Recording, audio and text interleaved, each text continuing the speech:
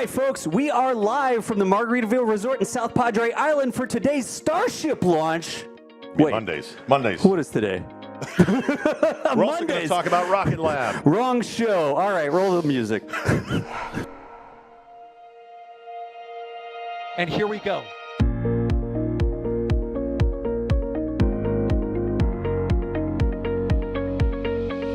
We have liftoff. Propulsion continues to be nominal. R68 chamber pressure looks good. Following up. Roger, Atlantis. Water towers, fly! Yes! Tango down to nominal. Fighting down to ST off. Bring in ST off. It's orange! 145! Oh my god! Oh my god! Decollage. What is it? Put that in the big bag, Jingle. 343 unfolds to go. Indeed. We rise together, back to the moon and beyond. The methane would be igniting in the flare, correct? Yikes. You dead? Sure. We don't need any more of these.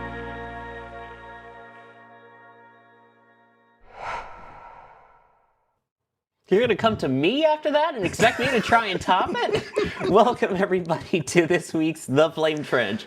I am Zoe Rosenstein, and I will be your host for this episode. I figured, though, the cold open was best done by the professionals, but they weren't available, so we got Das and Gene out in the field there.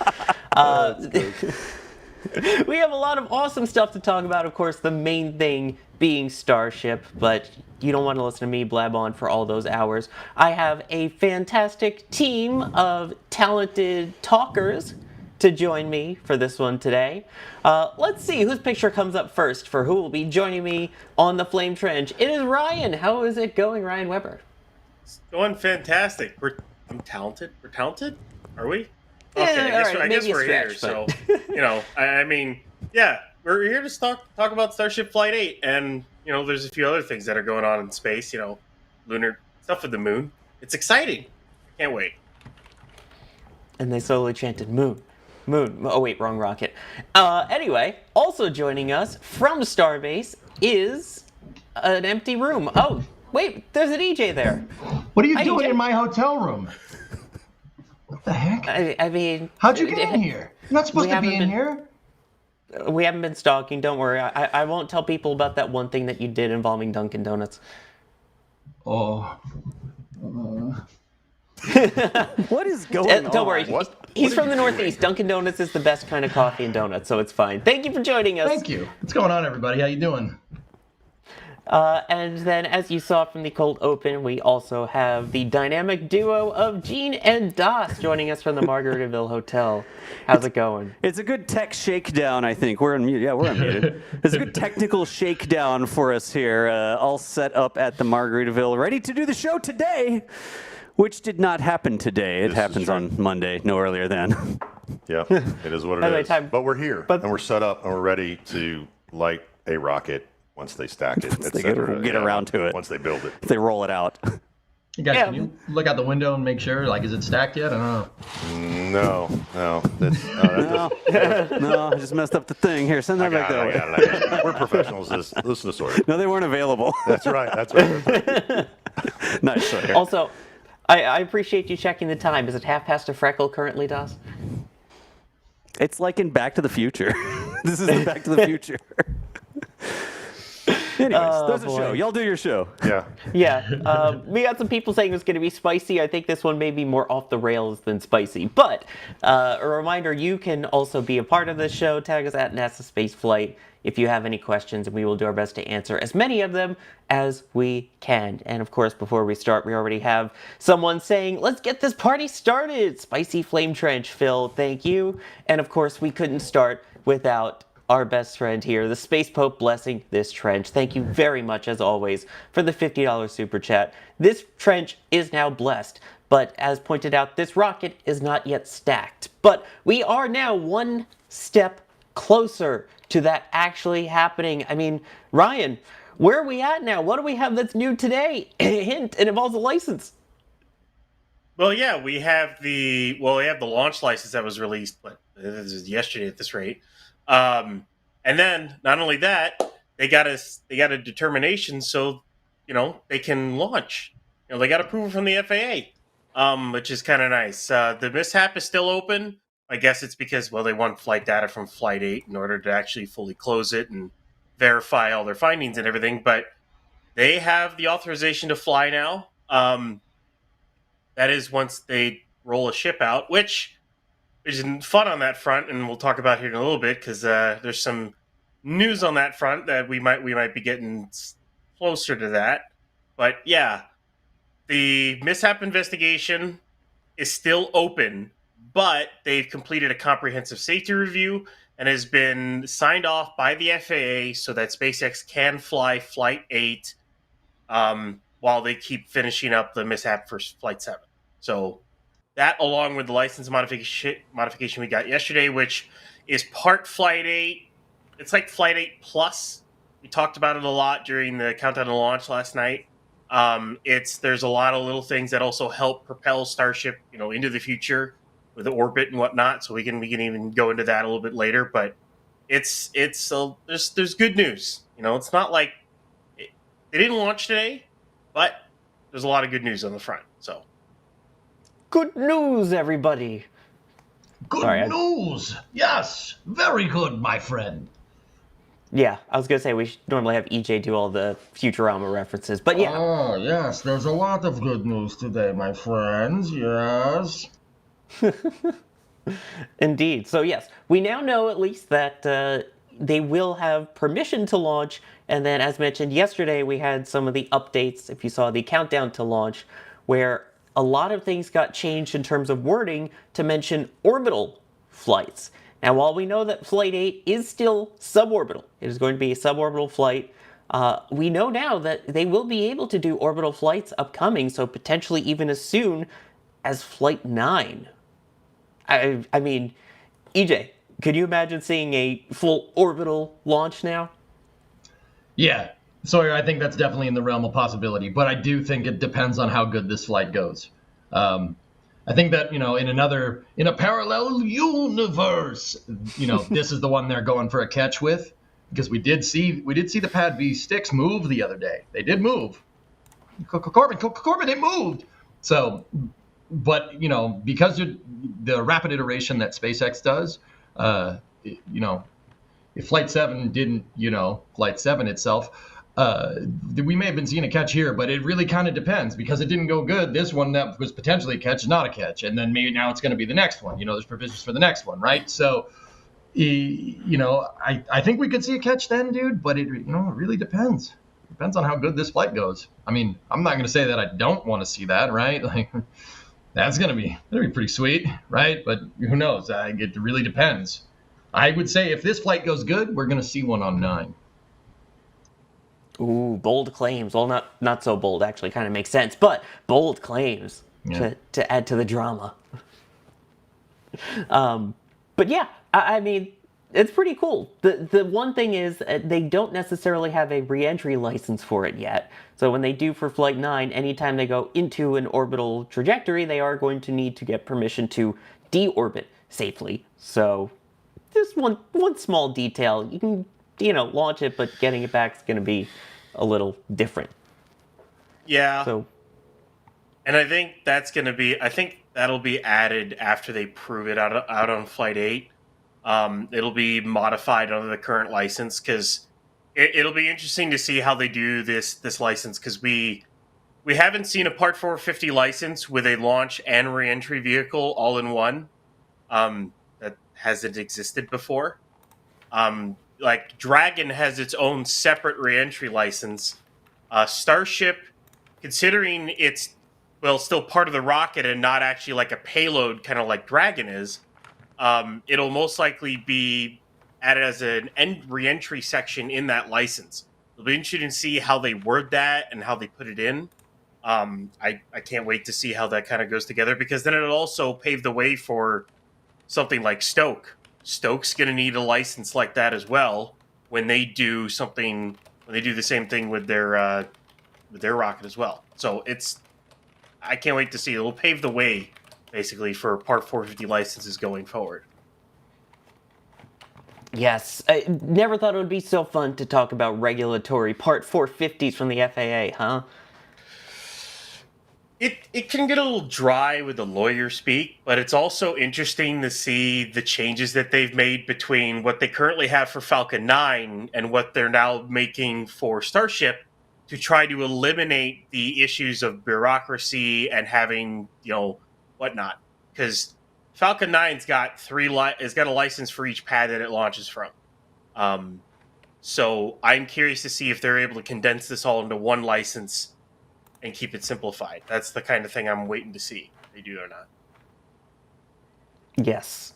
So that is something that we will check out preparation-wise. A very important question that I saw come up in chat. What room number do they need to be able to send cheesecake to you? No. EJ?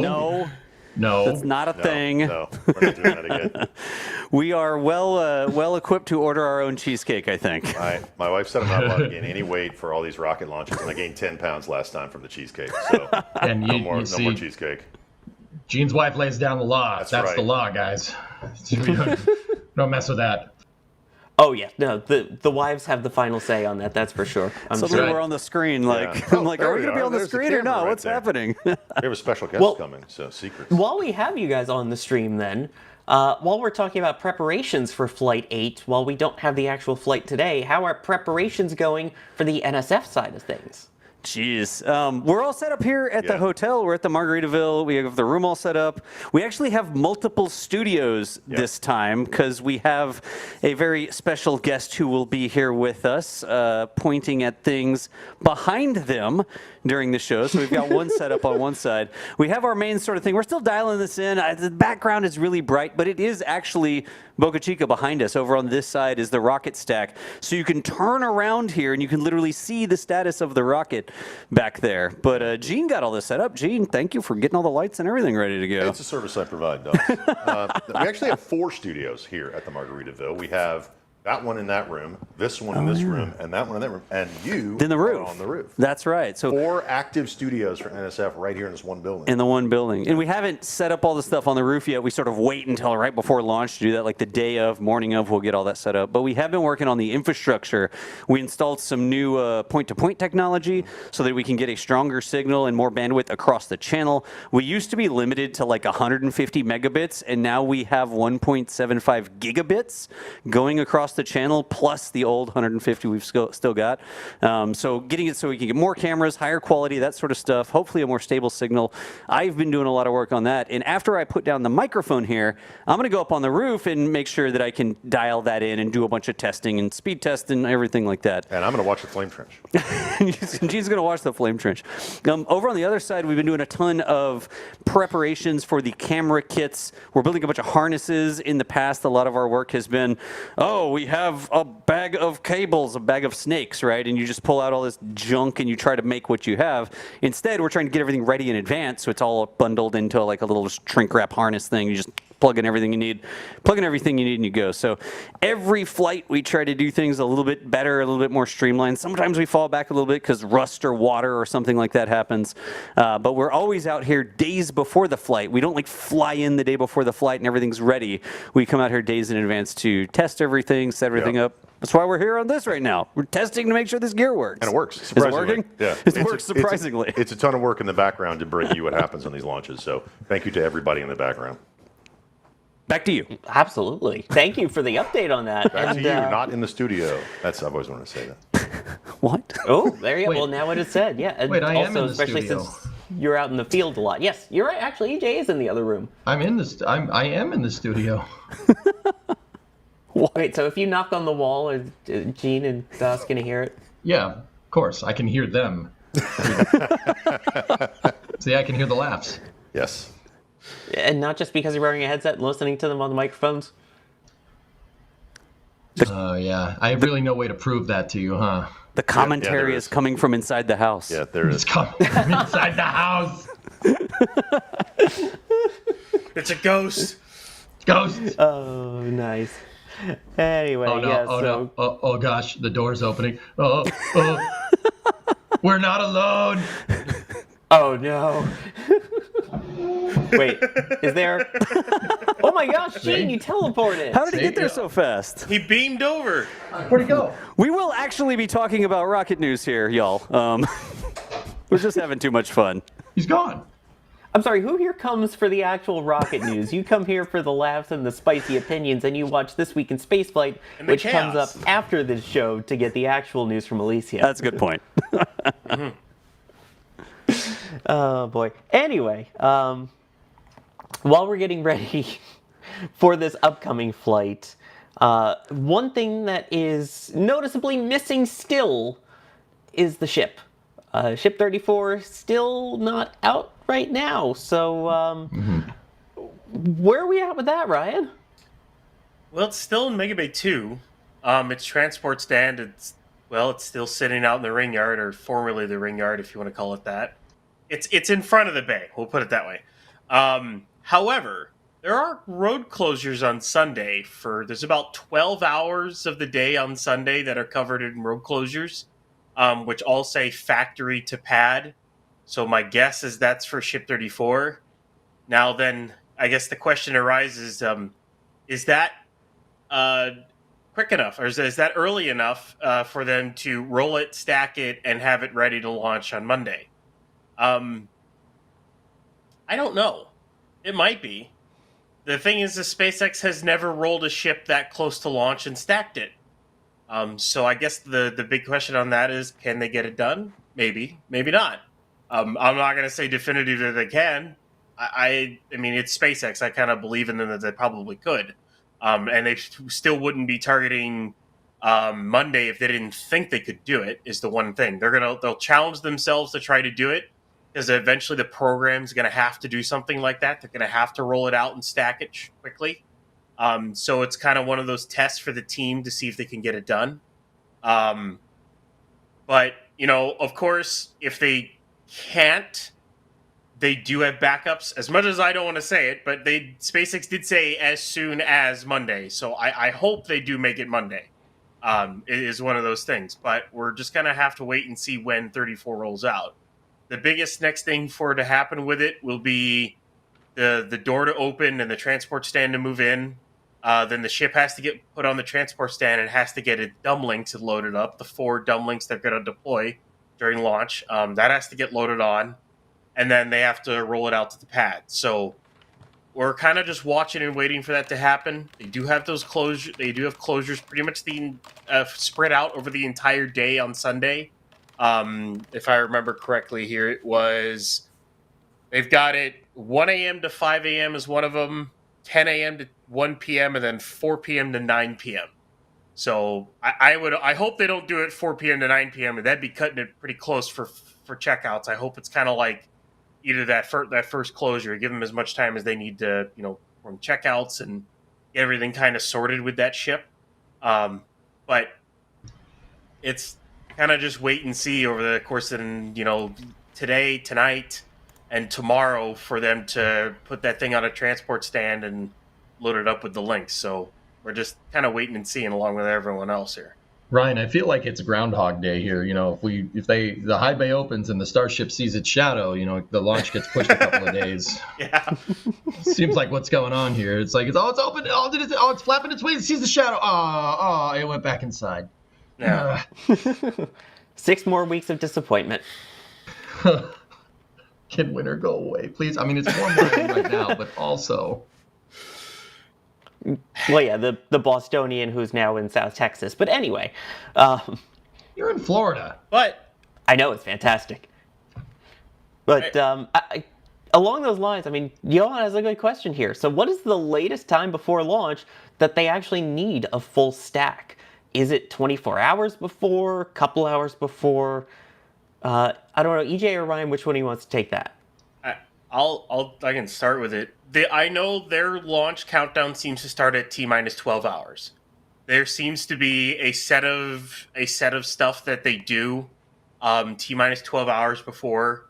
It's kind of stuff we've noticed them doing, like doing final checkouts on the QD, final checkouts on the ship, final checkouts on the booster, like stuff that they check off. That seems to be their count right now.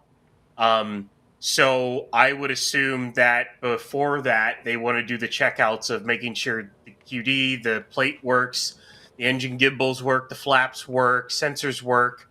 So I would say they want to give themselves at least 12 hours before that. So if we're talking that, they probably want to be stacked somewhere around 5:30 p.m. Sunday night would be my guess. They can probably do it a little bit quicker and spend the entire night doing stuff, but I think they would like at least that 12-hour mark before they hit that other 12-hour countdown, like 5:30 in the morning or something like that. I think they would like that because more time is always better. It gives you more time to make sure everything's good because you don't want to rush. If you rush, you might miss something and then, well, you might lose it. And the last thing they need is to lose another vehicle in flight. While Flight 7 was a setback and they're back to flying 6 weeks later, they can't really, if they want to get this program where they want to go, they can't really afford to lose another flight, especially before they get reentry data. So they need to do this right. And if they need to delay a day or delay 2 days to make sure that everything's good, they'll do that. But I think they can get it all done if they stack some time Sunday evening. I think they could do it. So given that, as you mentioned earlier, the road closures now that we have for a potential roll, what would that be, Sunday? So it sounds like it might cut it close, but possible? I'm not going to put it past SpaceX. That's the one thing. It's hard to bet against them. It really is. So it's just one of those things is they'll challenge their teams. Can you get this done? If they can't, they can't. If they can, holy cow, that'll be absolutely amazing if they can stack this thing within 24 hours of it launching. And it not only that, it being the first stack of the two vehicles and then they launch. That'll be a first because the quickest they've ever done it is the first stack before launch has been 5 days. They've had a lot of time for checkouts in the past. So this will be an achievement if they're able to pull it off one way or the other. And, it's something we've been wanting to see, and I can't wait to see it. I want another opinion. Das, do we still have you? What's your thought on actually getting this stacked in time for Monday? Oh no, what are all the DOS-isms? Good grief. Wait, what? Test before Das, you look deploy. very different. Yeah. Neat. I'm trying to think of all the DOS-isms. But yeah, no, DOS went up to the roof to work on the antenna like he said he was going to. So, hi everybody. How's it going? Not DOS. It's Yak. You're not DOS. Unfortunately, no. I have nowhere near the amount of magic within me as DOS does. DOS just gets stuff done. He's like Saul Goodman. Huh. Where are you, EJ? I walked into this room, and I know you're in the vicinity. Are you here? I am here, yes. Can I... That's not annoying at all. Here we go. No, Breaking the no, fourth yeah. wall again. EJ, incoming. Yeah. Incoming. If only Jack incoming. knew that we just did the teleporting joke already. Yeah. Oh, hey! Here it comes. Oh, what's up, hey, dude? A lot of this guy. Oh, hey, buddy. How you doing? Okay, bye. Enjoy your weekend. It's just Starship? it's a lot of fun. Can I just Yeah. mention Methane Man with the $50 tip at tips.nasaspaceflight.com. First off, thank you so much for the extreme generosity. Saying some truth right now, Sawyer is going to have problems keeping these hooligans in line. Yeah. I think we're at that point already, yes. Yeah, what do you guys think? Is this going to go Monday? I sort of wanted it to roll by now. More time to take pictures ahead of launch of a full stack. More better, That too. right? That's literally Yeah. what we were just talking about this exact second when we tossed it to Das Beyer, a.k.a. Yak Galloway. Yeah, I don't know. I wouldn't put it past SpaceX, but I certainly would like to see... Nope, no ship at the pad. Yeah. So... We have time. We have see. time. I think Saturday night's the deadline. If we don't see it move by Saturday night, we're all going to be like, That's June fair. things. In my head, I'm still in like the pre-launch, like launch was supposed to be today, right? Right. So in my head, I'm like, but no, we have the weekend ahead of us. Honestly, I don't know why I'm saying this live on air. I don't know if we'll release this, but I was recording a different video when we found out that there was going to be the delay to Monday, which meant we would have extra time. Like EJ, you've been spending so much time on my truck. Thank you, buddy. Yeah. The launch moving out, Chad gave us a little bit of extra time, so I fixed the NSF truck and I fixed the Land Rover. I'm You a need new taxi tires, driver. though, man. I don't fix Land Rovers. I just drive everybody where they need to go. Yeah. I mean, also important. Also important. Designated driver gene. Yeah, right. I don't know about that. I don't know if we got that far, Ryan, but yeah. Well, given Jack's Land Rover, I don't know how far you'll be able to drive with it. Hey, EJ, vouch for the Rover. I don't even have to do it. Hey, Sawyer, we could probably get it, I don't know, 100 miles before it blows a tire. Dude! But, it's better than it was before. All I'm saying Before is we the get doors, like maybe 5. here's the bar, everybody. The doors work again. The doors do work now. That's The the doors bar. do work now. So that's the bar? All right. I a did, in bar. fact, fix the doors. The door's now open. Can Yep. confirm. Wow. Thank you for that. But no, the I delay got you. has really allowed us to do even more stuff to prep, not just fixing vehicles, but also, like Das was talking about, installing that new point-to-point. So yeah, super excited. And I'm in a great mood ahead of this one. I want to see them catch a booster again, and I want to see them get closer to catching a ship. It also allows more of the team to come here. Right. Yeah, that's true. D and Max get to come on down. Flight 7, they were in Florida for one of the other launches, and now with the delay, they get to come out, so we get more photographers, more great video, and more great metal prints on the store, et cetera, et cetera. Absolutely. So I'm just definitely confused how you can set up crazy cameras in the dunes, fix point-to-points, work on all of these different assets so that we can have amazing views live and for members and stuff. And you don't have a door. You don't have a car with opening doors. Because now. Oh well, I do now. Yeah, thanks to EJ. But no, the driver door obviously open and closed. The passenger, like the shotgun door, open and closed. The door behind that, like the passenger, whatever you call that, that also opened and closed. The one behind the driver door, well, now it opens, and the tailgate.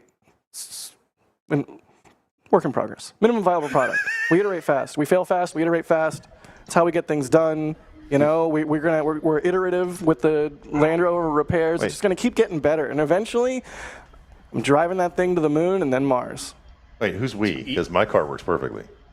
Oh, la-di-da. I have a perfect working car. I'm Gene. I had a career. What's that like? Is that nice? Does it feel good? Does it feel good to do that? We'll talk after the show. So Starship, all right? So Starship, yeah. While we're talking about, I don't even know how to segue out of this one. Jack, how about we talk about what you've got set up for this launch? What are you looking at photography-wise for setting up and video-wise? I'm largely going to repeat my setup from Flight 7 because I was really pleased with how everything turned out, minus a few small catches. If you saw me tweet recently a pic of the booster landing with a caption involving the word impressionism, that's a very fancy flowery word for blurry. And it wasn't blurry because the lens wasn't focused right. It was blurry because the way the booster actually came in and then crabbed towards the tower meant that the booster, when it came into frame of the camera, was crabbing through its own wake, through its own heat from the Raptor engine. So it gave it this really cool heat distortion effect. I think it's a cool photo, but it's not the photo I was looking for. It wasn't the droids or whatever Star Trek thing. I know I said Trek. I did that on purpose to bother you. Are you bothered? You should be. I'm very. All right, good. bothered. Your Jimmy's rustled? Moving on. I call Okay, them sprinkles, thank you very much. So, My almonds are activated. so for example, I'm setting a lot of the same things. There's going to be multiple slow-mo cameras just like last time. And yeah, we'll see how that goes. The big difference this time around is normally I would be renting a 600 millimeter lens, and if this is really boring photo talk for people, I'm sorry, I'll be done soon. Normally I rent a 600 millimeter lens and double it to 1200 millimeters.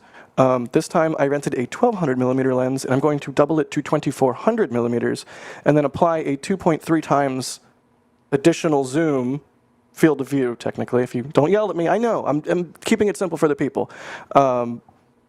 So it's going to end up being around 5,500 millimeters. Now, that might just look like, shake. I can't shake the camera, so I'm just going to flail. But it might look terrible. It might look awesome. But I've always wanted to do it, and my birthday's in early March, so this is a present to myself, as I'm going to finally do the thing I've always wanted to do for a Starship launch. Allow me to translate for all you people that have no idea what cameras are. Big lens. It's big.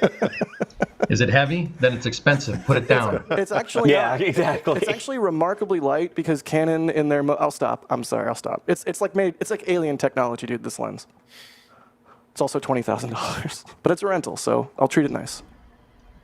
Drive it like you stole it. Jack Wait. Lens Fund. No, I'm kidding. Yeah, the typically like for a launch, I'll spend between like $700 and $1,000, maybe $1,200 on just rentals. And the print sales. That's why we're always like, the print sales really help because a portion of the sale goes to the photographer. I rent that gear because I want to pull things off that I wouldn't be able to do without that equipment. And it's like the lens alone is $20,000. I can't afford that. So every little bit helps, folks. Thank you so much. Yes. Someone also said a jacktastically big lens. It is. It's quite large. I'll take some photos of it when I get the rig set up and tested. Jay, I'm sorry it hasn't been tested yet. Please don't yell at me. Ooh, are you saying that there's behind-the-scenes things that are available, that some of which go to our members and some of which are available on our NSF socials? That's true.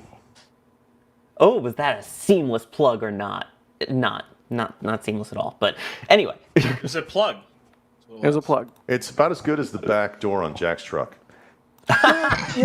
Like low-hanging fruit. Like, do you really need to? I am. If you're going to toss that up, I'm swinging for the fences I am on it. So. 60 miles away from hitting 300,000 miles. Like realistically, I'm going to hit 300,000 miles tomorrow while I'm driving to Starbase or at Starbase, which is pretty cool. I'll be sure to shoot a video. I made a big deal out of 300,000 miles or the flight? What?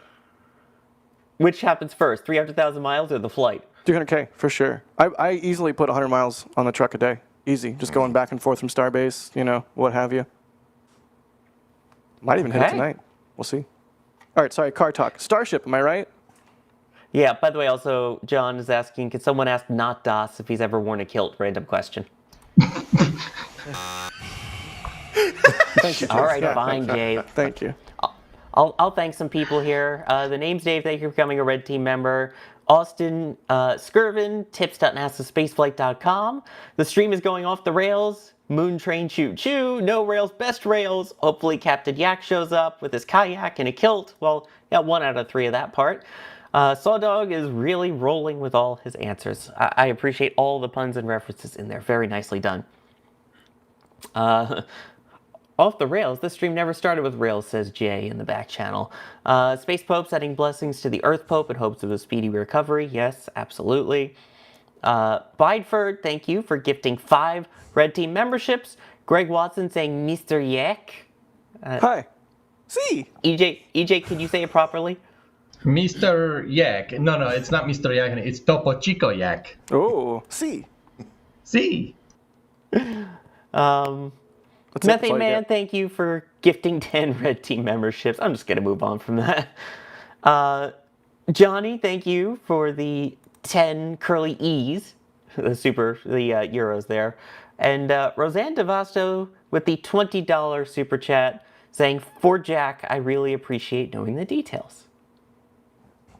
Yeah, somebody in chat was like, we really don't care, Jack. I'm sorry for the people that don't care. I'll stop, I swear. Let's do questions and stuff. Fine, then I'll ask you one that people do care about, Jack. How's the weather looking? I haven't looked at weather for launch day, but the weather last several days has actually been delightful. Yeah. Like we were leaving Rocket Ranch last night, EJ and I, after working on the truck, and I was like, hey, buddy, look up. And there's a lot of stars. Nice, clear, crisp night with very little, extraneous light.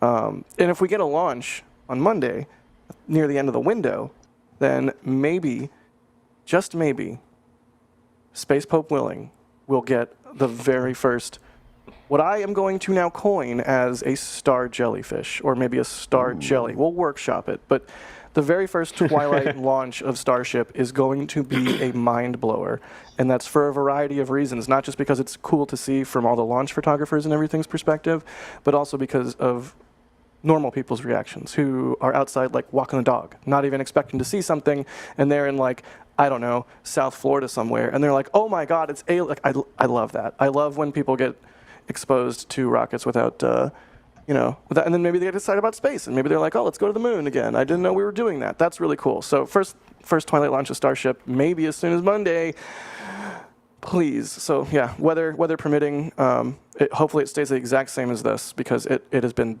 bad the last couple of weeks. Just that typical Boca winter, cold, windy, gray, rainy, just gray. No, like it's soft light on everything, very dim all day. It's like you're living in the Arctic Circle, you know. But yeah, last couple of days, blue skies. It's been beautiful. So fingers crossed that holds for launch day.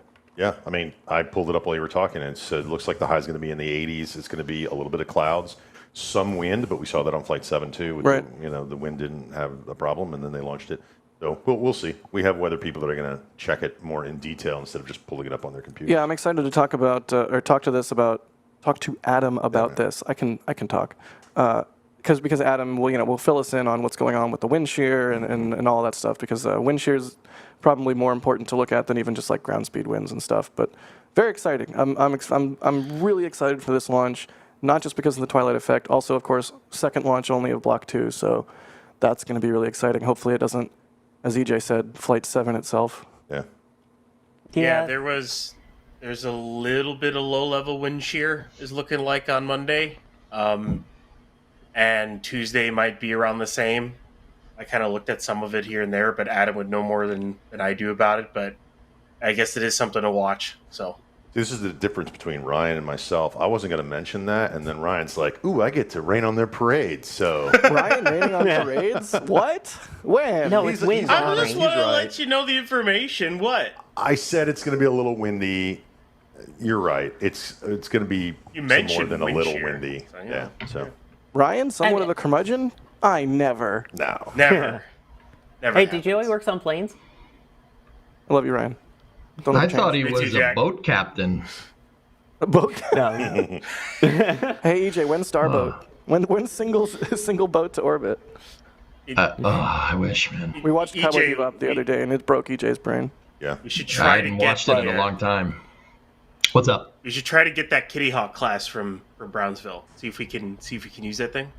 You know? Yeah, you know what I thought would be a good idea? If they're going to scrap the Kennedy, we should take the conning tower and Yes. we should just put it God. at On one highway. of our outposts. Yeah. Yeah. Yes. Yes. Yeah. I would Yeah. sell my soul like 3 times Yeah. over for that. That would be amazing. Can we would be- hey, they bought it for $1, so like maybe we can get it for like 30 cents and then just Yeah. go to Elon and be like, I mean, I'd give him 2. The problem- I would just, Yeah. I'd go yeah, big. right? The problem would be, And like, get some what, SPMTs. The like, transportation, yeah, we'd have to get some SPMTs.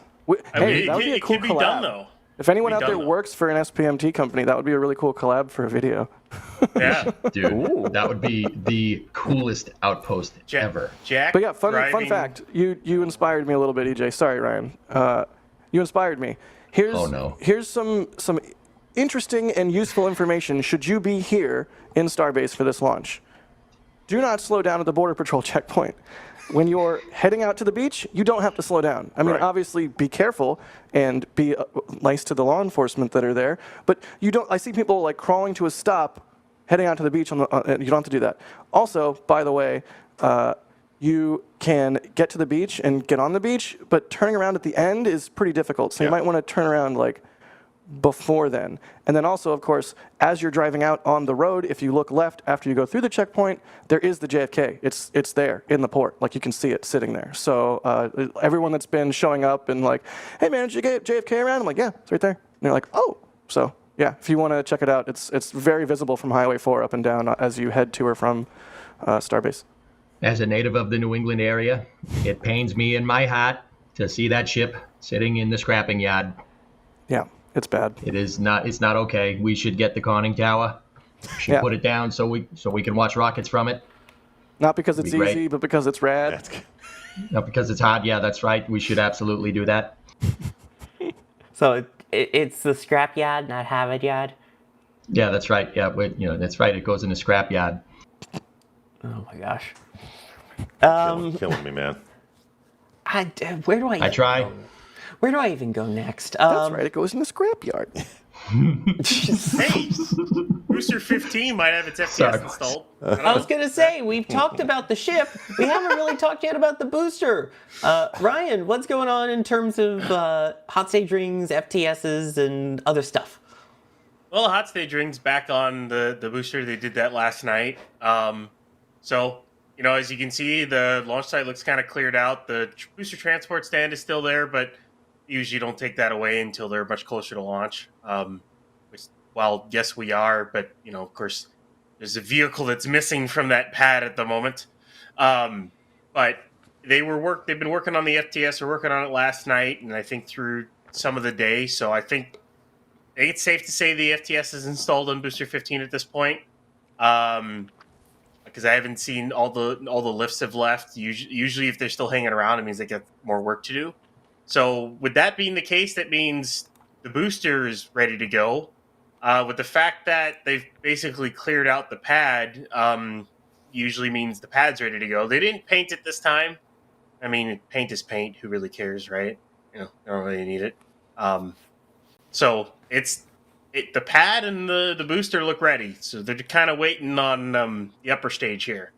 So all eyes and regulatory. So literally, they've got the booster, the pad, the regulatory notices. Things are all done.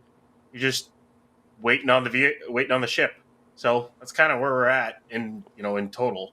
So and while they're doing that, they're hard at work on pad B still. So You know what else didn't need to worry about paint? The space shuttle external tank after STS 1 and 2. Yeah, baby. I thought for sure you were gonna make a joke about my Land Rover, and I was about to be so mad.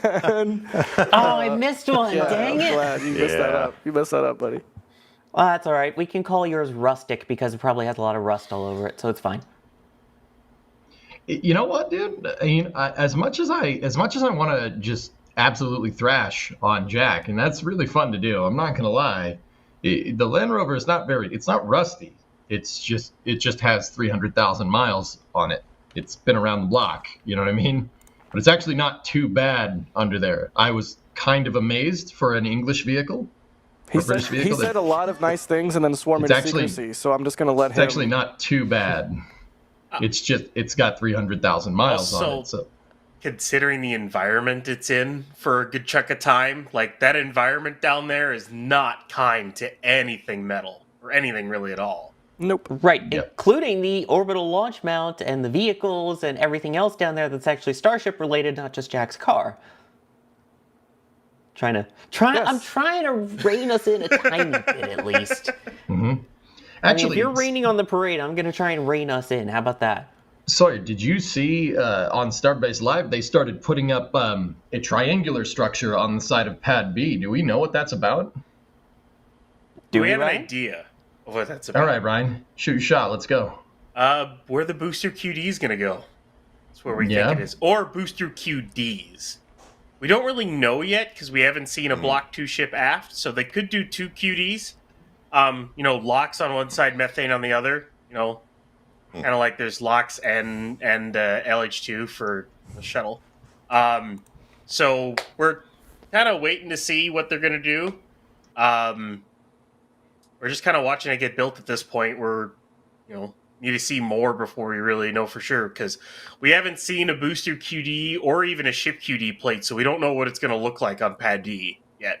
So kind of waiting. Well, Ryan, let's see if we can noodle on this one here. I was noticing that, if you look at that triangular structure, and maybe we could get SBL up or something, right?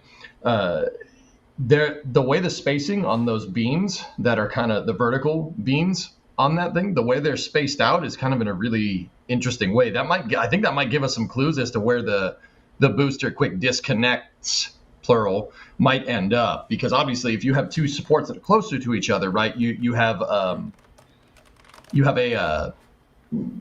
They're closer to each other, they can hold up more weight, right? If you have more weight over a longer slab or a longer span, right? It could bend it, right? So you can kind of see that they're going to be on the sides because there's there's 3 groups of beams. There's 2 on either side, and then there's 2 in the center there. You can't, thanks, boys, but it's hard to see it from this angle right here. If I could draw on the thing, basically. So if you see the top of the A-frame there, I guess we call it the A-frames. The top of the gantry system should be about flush with the steel deck of the OLM. And then I think you go down basically 2 spaces. So the OLM will fit between the top of that and then 2 horizontal beams down. And that's where the OLM is going to sit. it'll kind of be situated off the pad a little bit, which they can get it up there without a crane. They just need to use jack lifts and SPMTs with jack lifts is basically what they need to use to get it up there. They need to do what? Here we go. No, we weren't talking about What do you need me to lift? I got self-jacking guns. lifts. Do you want to know which way to the beach? Yeah, okay, I'll stop. I'm sorry, go. Hey, EJ, can you come undo the bolts on my drive shaft? You know, my hands are getting tired. Okay. You know, it turns out, as you know, I was going the wrong way with it. That's what they all say. I was tightening them. You shouldn't tighten the bolts you want to lose. Righty-tighty, lefty-loosey. Seriously. Yeah, I'm an idiot. But we know that. I mean, you didn't need to tell them that, but all right. So the structure thing. Yeah. All right, so take a look. Take a look. See, you see how the vertical beams right there for that structure, two of them are closer to each other, and then the ones in the center are kind of close to each other, and then the ones on the very end that's behind the back part of the crane over there, they're also really close to each other. Ryan, I think that's going to give us some clues as to where those pipes are going, right? Like maybe one side is methane, maybe the other side's liquid oxygen. I mean, I don't think that's what's going on, right? Because I mean, how far are we going to redesign the BQDs from like pad A, right? But there clearly looks to be there's clearly provisions for like 3 setups here, and 2 on the outside are heavier than the others. So we don't have. I've seen a shot where you can see the prop lines going under this gantry system, and then at 90 degrees up, and they're split up. I think it's the split up between the LOX and CH4. I can't remember. It's been a bit since I looked at it, but it looks like LOX might go in one location and CH4 might go in another, which means you might actually get a split. They'll split and either get 2 QDs or they'll go up and combine and become into 1 QD. Problem is, we just don't know. We haven't seen the Block 2 aft. We haven't seen any more of this. Hey, Ryan. Yes? What about that cool cart that we caught inside the Star Factory recently with a label on it that talked about it? The cart was reserved for booster 18.1, which maybe means a new test tank for Block 2 boosters, maybe? Yeah, it said forward. So my guess is an integrated forward hot stage ring article. Ooh. For testing inside the test structure over at Massey's. Do you think that test article might give us any tells on the QD situation? If they do an aft and a forward together, which sometimes they've done, but I don't know if they would do that. My guess is they would do 2 separate articles. They do a forward article and then an aft, because the aft and the forwards for Block 2 are going to be completely different from what we've got right now. There's going to be a lot of changes in them because, there's a lot of changes that need to be made to Block 1 booster to have it work with pad B at this rate. But I expect to see test tanks of both, hopefully soon, because they're about to finish stacking booster 17, and then after that, booster 18 comes up, and if that really is a Block 2 booster, hopefully it starts stacking soon. I want to see one badly because I want to see what it looks like. But I hope that ring stand gets used soon. I really hope it does. Yep.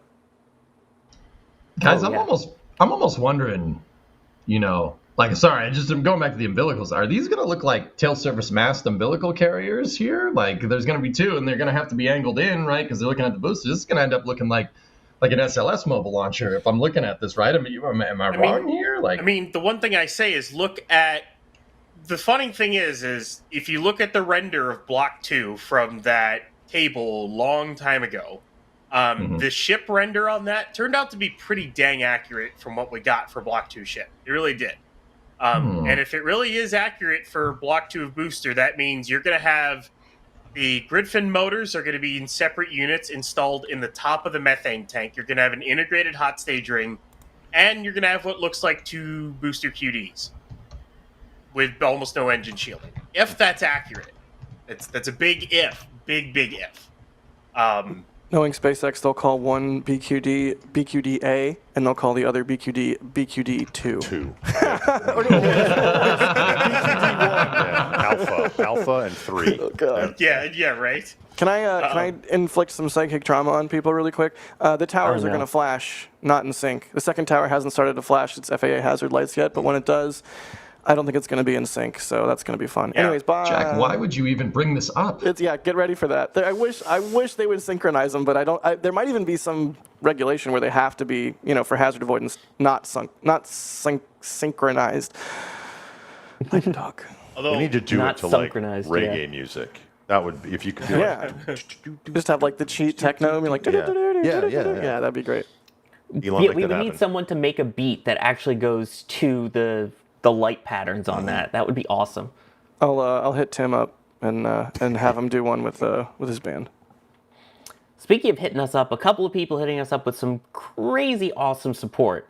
Bideford with a $50 tip at tips.nasaspaceflight.com saying for quote unquote my Jack's birthday. Oh, thank you. And then we have Long This with a $250 super chat. Which, Wow. holy cow, thank you. Dude, Thank you. You're awesome. Holy jumping. Bideford with the 50, Long this with the 250, yo, That's means the crazy world. good. Thank you. Yeah, I can't even fathom that. I always say like I have such a hard time getting family and friends to like spend $1 to like buy a certain app or back up their phone with cloud storage or something. Like it's so hard. So you guys coming out with huge amounts of support. It's That's just a lot like, of cheesecake. It's yeah. Hey, I didn't get any last. No, that's a lie. I did. It was delicious. Oh my gosh. But yeah, they say let's go to space. Nothing here is worth saving. There's some Disagree. things worth saving here. Hard disagree. I'm sorry I'm sorry you're feeling bummed out, but like, for real, I want to go to Mars. I want to go to the moon. Mm-hmm. The Earth is a perfect, precious gem. It's the only place we got that's got liquid water, that's got an atmosphere. Like, that's part of the reason why, I've said it before, you're probably bored of me hearing me say this, but that's part of the reason Blue Origin's vision, Jeff Bezos' vision for this new space age of moving heavy industry off Earth and preserving this perfect place that we have as like a giant nature preserve really appeals to me and really excites me because we only get one of these, and it's so worth saving. I'm not saying don't go to like I don't know. It always bothers me when people are like, "Oh, let's go to Mars," or Mars is just a billionaire's like escape. It's like, no, it's not. Like, we should do both. We should protect Earth. We should go to Mars. I'm sorry you're feeling bummed out though along this. Hopefully, our shenanigans today. I mean, they're designed to cheer you up. So hopefully you're enjoying, man. And seriously, thank you. I bet you I can make you smile talking like this the entire time. Oh! Have you ever lost your voice from doing different accents and voices? No. That's Nice. impressive. Keep trying, But DJ. Oh, I will. yeah. I mean, yeah, we can't do anything that we're doing here without you guys, so thank you. I mean, all of the views that you're getting for this upcoming Starship launch, all the people that we have out there, all of the assets deployed, like Das was talking about, all the upgraded internet, Jack renting the giant camera lens, all this stuff. We could not do this without support from people like you. So thank you very, very much. And again, we're honored that you're choosing to spend some of your money to help make this happen. And our goal is to take that and then provide you an even better product so that you can enjoy our crazy insanity with beautiful views, so you don't have to stare at our faces the whole time as we make fools of ourselves. But you could. But you could if you wanted, yeah. quick update or follow-up. Astro95 Media, what's up, dude? Saying hazard lights on towers can be synced. Wind turbine towers near Harlingen blink simultaneously. Yeah, they do in the Mojave as well. But if you notice, those are red lights because at a certain height and above, they have to be white lights. So I don't know if the regulation changes or what, but yeah, maybe they'll be sunk. I'll be very happy. I'll be extremely happy. I'll be overjoyed. Maybe they'll be sunk. Sinked. This isn't a boat. This isn't the United States, the SS United States. Oh, dude. Aw. Oh, talk about Too inflicting soon? psychic trauma, man. Oh, Too man. soon? Now I'm bummed. Gonna go make a barrier reef Is that- in off of Mobile, off Alabama. It's fine. It's gonna help fish. Yeah. Thank you, Jay. While we're talking about the towers, Jay's having fun. when did we get a womp womp womp? That was What was that? Jack. Yes, we understand you have a dying animal on the premises. Jake's like, Can I I just point out Jay's Jay's reaction like, I in the didn't back know channel what to said, Jay's reaction was, I didn't know it does That's that. good stuff. It's like the old Dave Chappelle sketch. Oh, I'm sorry, officer. I didn't know I couldn't do that. I was lying. I did know I couldn't do that. Well, Starhopper85 is wondering, though, while we're talking about the towers, with one working tower, how do you think SpaceX would catch both the ship and the booster, Ryan? Well, they're going to have 2 working towers soon. Very soon, in fact. I mean, they already took Pad B's, chopsticks. They already took that thing about, what, a third of the way up the tower or more recently. So it needs its stabilizer arms. Then they'll have to just fully load test and everything. I mean, by the end of March, I could see it fully operational, and they have 2. They can, and if on Flight 9 they do go for a catch, assuming Flight 8 is good, they launch the whole thing. They catch the booster on Pad A. They catch the ship on Pad B, which would be one of the coolest sights to ever see. I want to see that so badly. It'd be amazing. They can do it. Yeah, that would be awesome. I mean, is there any logic right now then to being able to try doing it with one tower? So say as they're, getting more into flight cadence, they can just do, catch and launch on the same tower at the same time? That's what the renders show, right? Well, the more I think about it, the more I see how they're catching this stuff, the less I think that they'll actually catch a ship with a booster already there on the pad. That gets really dicey doing it off to the side with a booster already there, especially for the longer ships. Once you start extending the ship even more, unless you build a much taller tower, I don't see how you do that. I think what they would. Sorry, go ahead, Ryan. I thought you were done. I think what they'll have to do is make sure either the booster is off the pad, or they'll have to catch a ship on a different tower, get it on a transport stand, and then bring it over to the other tower to be put on. I think that's what they're going to have to do in the future. The whole thing of catching both on the same tower and reusing them, if they do that, I'll see it when I believe it. But I don't think they'll do that. EJ, you were really excited about a theory you had regarding this the other day. Do you want to expound? Because I think that's pretty valid. Like the treating. Oh, it like the one I was telling you. Yeah. Treating it like an airport. I mean, yeah. Okay. Yeah. Sure. So Ryan, here, try this one. Try this one on for size. So I think you're kind of right. Like, and I don't want to be like, well, yeah, I agree with everything. I would be like, everything this guy just said is wrong. No, I don't want to do that either. So just hear me out here. So yeah, I think you're absolutely right. Like, catching booster and Starship, I mean, they could do some provisions here to try and, have one thing supporting both of those operations. But I have this crackpot theory. Here we go. Crackpot theory time. Let's go. All right. So what I was thinking is, if you think, Jack and I were specifically talking about like payload integration and just doing more than one operation at the pad at once, like having the booster being detanked or refueled and then having a ship come down. You're not going to do that.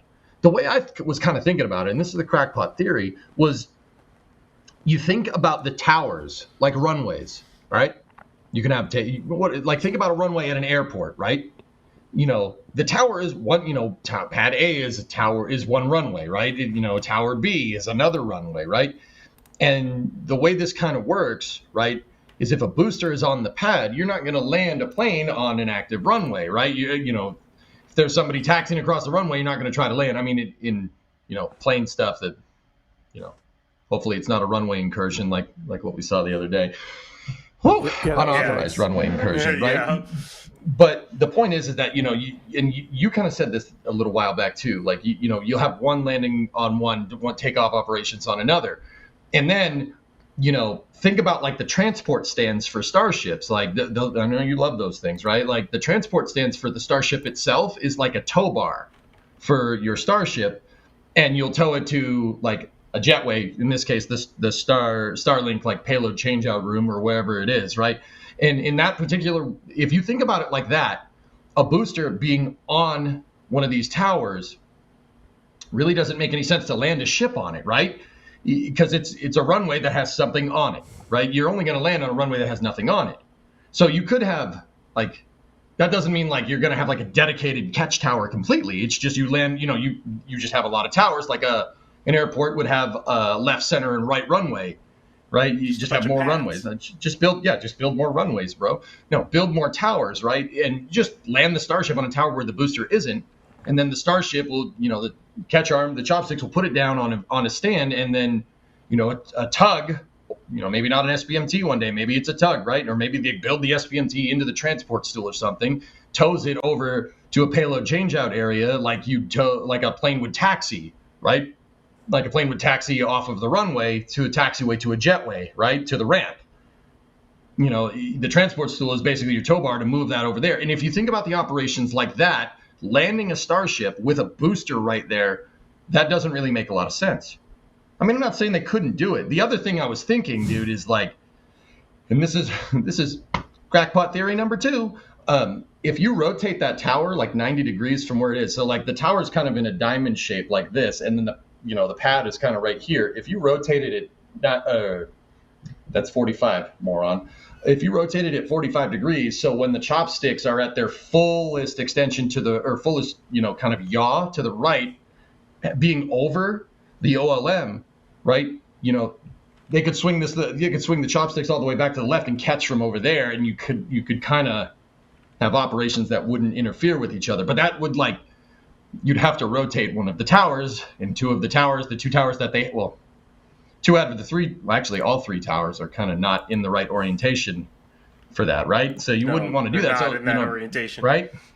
Exactly. That's not, you know, unless we, you know, oh yeah, let's just pick it up and move. Why don't we just take our tower and rotate it over there? Like they're not going to do that, right? No. So I'm kind of coming down like in favor of, like, if you think about Starship working like an airplane and the towers being your proverbial runways here, right? You're never going to land a ship with a booster sitting on the OLM. You just use the other tower. Just one more tower, bro. Just one more tower. One more tower, bro, please. We're going to get to Mars. Just one more tower, bro. More towers, more better. Like, yep. For crewed ships, for Starlink ships or cargo ships, they're not going to be relaunched right away anyways, unless you get to point when I'm not even going to open that can of worms at this rate. Because point-to-point is logistically dumb. I think it's dumb. But go away. Video in progress on that. Go away, you're wrong. Should we fight about it? Okay, go ahead. We want to fight about it? Yes, we do. We absolutely do. Okay, I will just say, good luck. I mean, yes, you could probably do it on coastal cities, but other than that, have fun finding a way to get boosters and ships and thousands of tons of liquid oxygen and methane, as well as a launch site and approvals to do all that. Good luck, have fun. Oh, and not only that, what if a ship breaks down somewhere? Oh, hi, Ship 32's nose cone. But good luck. The logistics of point-to-point are just no. Hey, Ryan, you know what the logistics of are also complicated? What? Going to the moon. Point-to-point's actually harder. And going to Mars. Point-to-point's harder. And living in Antarctica. And having people in the ISS. Point-to-point is harder. It's a solvable problem, but I will agree to disagree for the sake of continuing the show. But you're wrong, and you should feel bad, and we have a video coming out on it soon. I mean, I'm not trying to say, Ryan, I'm not trying to rain on your parade. You know, Jack just kind of did that pretty well. But, dude, you go back, you know, if you look at the history of aviation, right, you go back before World War II, everybody's like, we wouldn't land a plane on land. Why would we do that? We have the ocean. We just make a flying boat and land it in the ocean. Why would we land planes on land? That's crazy, right? And then, you know, after World War II, we built runways everywhere, and then it was, you know, it flipped, you know, virtually overnight. Right, to why would we land a plane in water? Why are we doing this? That's crazy. Why did we ever do this, right? Planes can fly themselves places with just some kerosene. You need thousands of tons of liquid oxygen and liquid methane to be stored in multiple locations. You need a booster to be able to push the ship far enough to do it. So you need boosters in all these locations. So, well, either you have to transport them over highways or roads, or you have to build them on site. Yeah, So- you just have the first tower that's not in the U.S. be in the Bahamas or in Australia or something, and barge a couple super heavies over there, and you're good to go, buddy. Yeah, what you're talking about is a lack of infrastructure. We all agree with you that does not exist today, but that doesn't mean it can't exist in the future. I mean, Yeah, I the like this interstate guy. highway system was boggling the mind before it was built, and here we are. All of these things are possible with enough time and money, and time we have, money we'll see. Coastal cities, it can work. But if you're talking about in the middle of land, like if you wanted to try to do a point-to-point to say like St. Louis or like Denver, I don't know about that one. Yeah, that's a big challenge, but just like Falcon 9 over time has had its blast danger area decrease as it's become, more reliable and has more flight heritage, I think we'll see the same thing happen with Starship. And I think, as the vehicle has flown 100, 500, 1,000 flights without any issues, then, it's the same kind of deal with Boom and trying to do supersonic flight. Like at a certain point, regulatory has to catch up. Obviously, I'm not disagreeing that that's a long road, but it's a road worth traveling. Anyways, how do we start talking about point-to-point? When did that happen? I don't know, but Chris Bergen is already supporting it in chat right now, just saying. Nice. And also, of all cities, I'm sorry, are we putting a catch tower on top of the St. Louis Arch? No, we're Sure. going to put a sling on the arch. It'll be like like Mr. Steven or Miss Chief or whatever the Miss the Tree net and boats. Miss Chief, Yeah, yes. thank you. The net boats. Net boat, yeah, the catch boats. Anyway, I am a little bit behind here on support, so let me do some catching up here. Nova Raptor, Nice thank you for segue. the $10 super chat. How long before Starship puts a Buc-ee's into low Earth orbit? Oh, please. There's not enough space in low Earth orbit for a Buc-ee's. They're too big. We need Earth space dock. 200 tons is a lot, but it's actually also not that much. We can't Yeah, launch right. you can't launch a big boy into space on a Starship. That's a shame. Although 100 Yeah. in-orbit refueling stations at the on-orbit Buc-ee's. That's a Just saying. lot of propellant. Yeah. And it's not a lot of propellant at a normal Buc-ee's. For those who don't know, by the way, Buc-ee's is more of a southern thing here in the United States, and they are very large gas stations. We're talking about 100 pumps in some locations of gas/petrol, as well as some very large convenience stores with multiple food options, a lot of beaver-themed merchandising. This stream not sponsored. Not No, sponsored. I'm sure I wouldn't be upset if big- it was, but It's a big gas station. It's big. I don't. Maybe that's just the LA person. Juicy's, in you me. ever seen them when you drive past them? Yeah. I'm just like Juicy's, it's a joke. Some people love them. I don't. I love Buc-ee's. I love lots of those things. Not sponsored. that look that Jack is giving right now. There's nothing. I'm glad you're happy. There's nothing on I-10 for me. I'm just all I'm saying. Dan, getting a couple things for the Flight 2 patch, saying, been watching you since Hoppy, so it's about time I contributed to say thanks for your inspirational coverage. Keep up the excellent work. Thank you. Also, getting a subscription to L2. Very rare for those who don't know. L2 is part of our forums at NASASpaceflight.com, and these are exclusive levels that you get in there. You get some awesome, cool behind-the-scenes photos, documents, and pictures and things from historical aspects that haven't been seen in a long time, if ever. There's so many awesome resources at L2. It's really great, so thank you. And please remember, if you do get an L2 membership, to include your actual username from the forum. That will save Chris Bergen a lot of headaches. Shiloh with the $5 super saying, between the JFK and the SS United States, depressed. Yeah, I get it. All right, Blake? we gotta. Sorry, we gotta. I know you're doing the support, dude. All right, we gotta figure out a way to get that tower and put it at highway. I'm we telling do. you, dude, it's such a good gotta idea. The fig- conning tower, like it'll give us it the really is. elevation that we need. It has room for We know enough people. activities. Yeah, we room- got it. It'd look amazing. Could we put bunk beds in it? Probably other. Yes. Yes. Well, there's a Many. there should be a full CIC still in it. Yes. You know. Ooh, is there a skiff? Probably not. Imagine selling launch viewing I don't from know there. If the skiffs in the we can conning make tower one. might be Can we make an somewhere else. NSF skiff? We can make a skiff. Yeah, we can do it. That's not that Yeah, we hard. should do it. Can we convert should- that into a launch viewing site? The only That's what I'm problem- saying, the only dude. problem is Yes. none of this equipment will be allowed. Use in the skip. bridge. Use the We bridge couldn't have as any a of this stuff. as a Just shoot ourselves in the use the foot. bridge as an NSF command center, and yeah.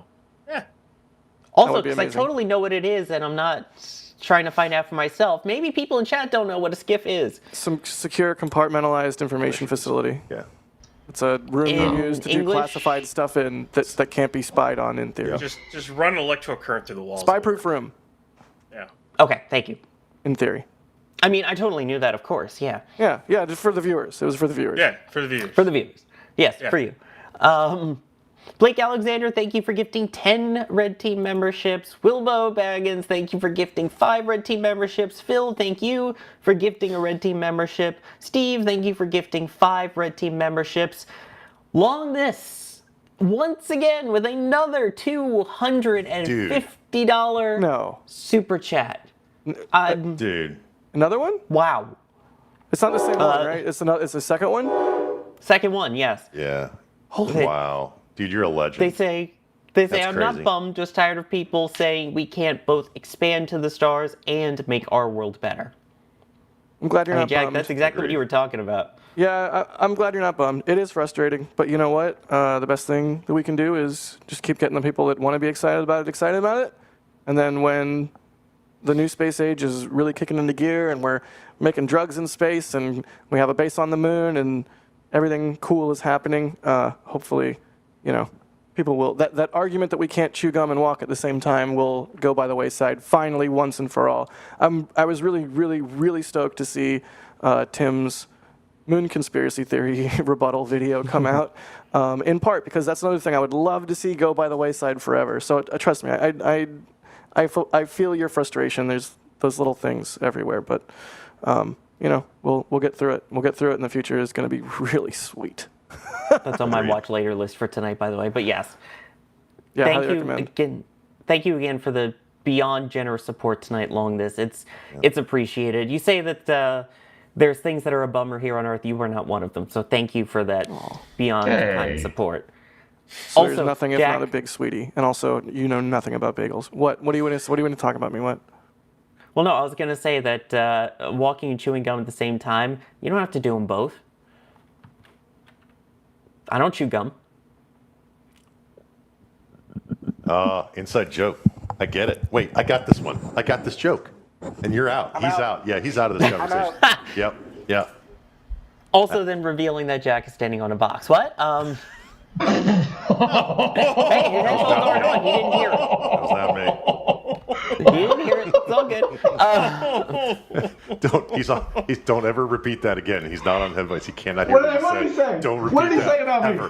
What did he say You're about gonna me? get thrown off a What did he balcony. say about Don't me? ever What are you doing in EJ's room?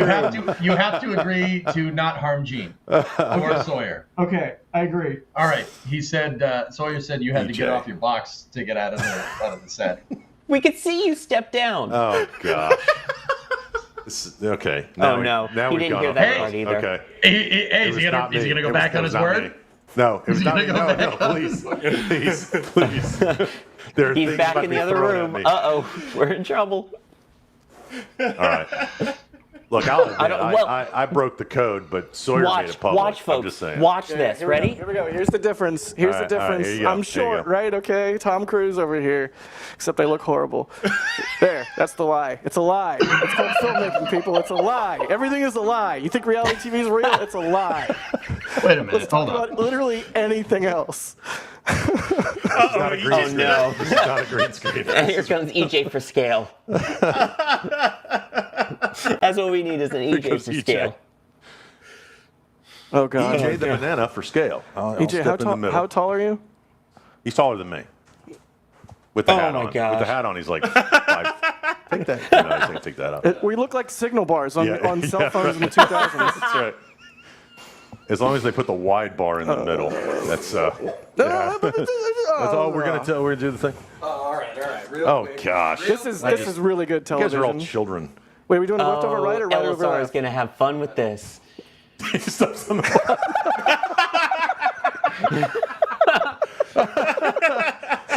So Starship, am I right? Oh my gosh! Only on No, the you're flame wrong. trench. Only on the flame trench.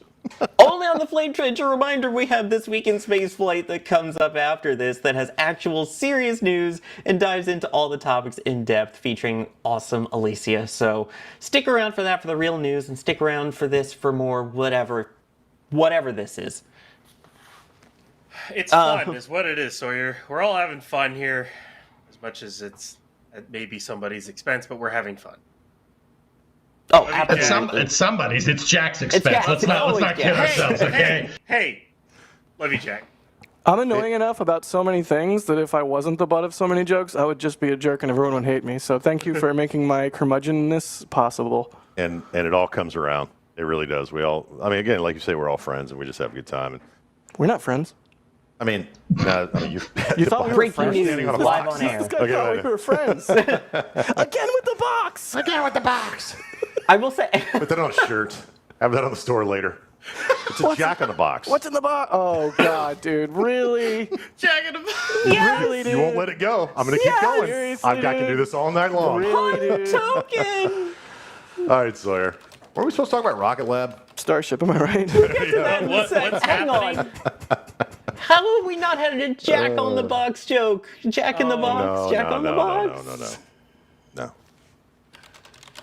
Oh, yes. All right, yes, you get off please. the box. I'll kneel down, and then we can be level on the camera. Is that okay? I will say, I had no How's that? Is idea, that better? Jack, that you were standing on a box until Gene sent a photo in the back channel. Oh, stop.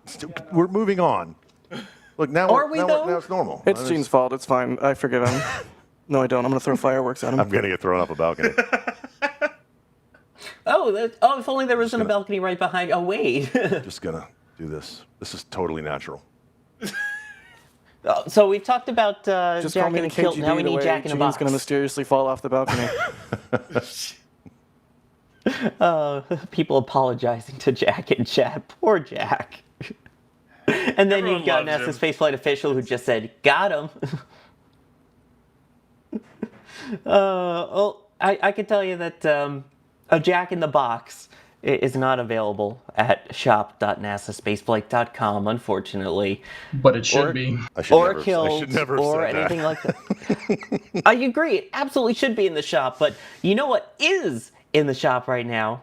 All of the awesome things available for the upcoming Starship flight. We still have some of the patches from Flight 7. We also have the brand new tote bag, too. So, if you want to carry around your stool so that you can look as tall as Gene when you're on the air, don't forget, you can get that in the shop. And not only is it convenient, it also is very Starship themed in that you have, it looks like you're carrying around Starship tiles. So if you've got those groceries that need thermal protection, well, it has a thermal protection system on it that you can carry with you to and from the grocery store and let people know how awesome you are in terms of your love for tiles. Can I just quickly register an on-air complaint with the store team? I love you, store team. It should be called a star tote. It's a star tote, right? All right. I guess it's like, anyways, bye. if you call a Starship jellyfish a starfish, star toad. I don't. There's not enough things with the name Star in it already, is there? Smoking Soldier says Jack is just two-staged. Tote protector. Oh my God! Why, EJ? Why, EJ? Why? Why? Shop.nasaspaceflight.com, folks. Get yours today. Why? Why is this my life? Oh, goodness. I'm sorry, man. You signed up for this. I did. And if you order something from shop.nasaspaceflight.com that gets shipped to you, you too can pretend to be Jack and stand on the box when it arrives. Stop. It's like that episode of South Park. He agreed to this. It is like Yeah, Let me finish thanking you. Dawson's on the roof watching on his phone. He's shaking his head. He's like, this was a terrible idea. I told him. I said, I don't know if I'll do the whole show, but you can come back down and take my place. And hey, it just makes it more fun. Gene, It's with gonna Doc have more standing on fun. the box. It's a flame trench before a Starship It's flight. a flame you know? trench. But No, it's just a there are flame no trench rules. in general. Das spicy. is a human being of normal height.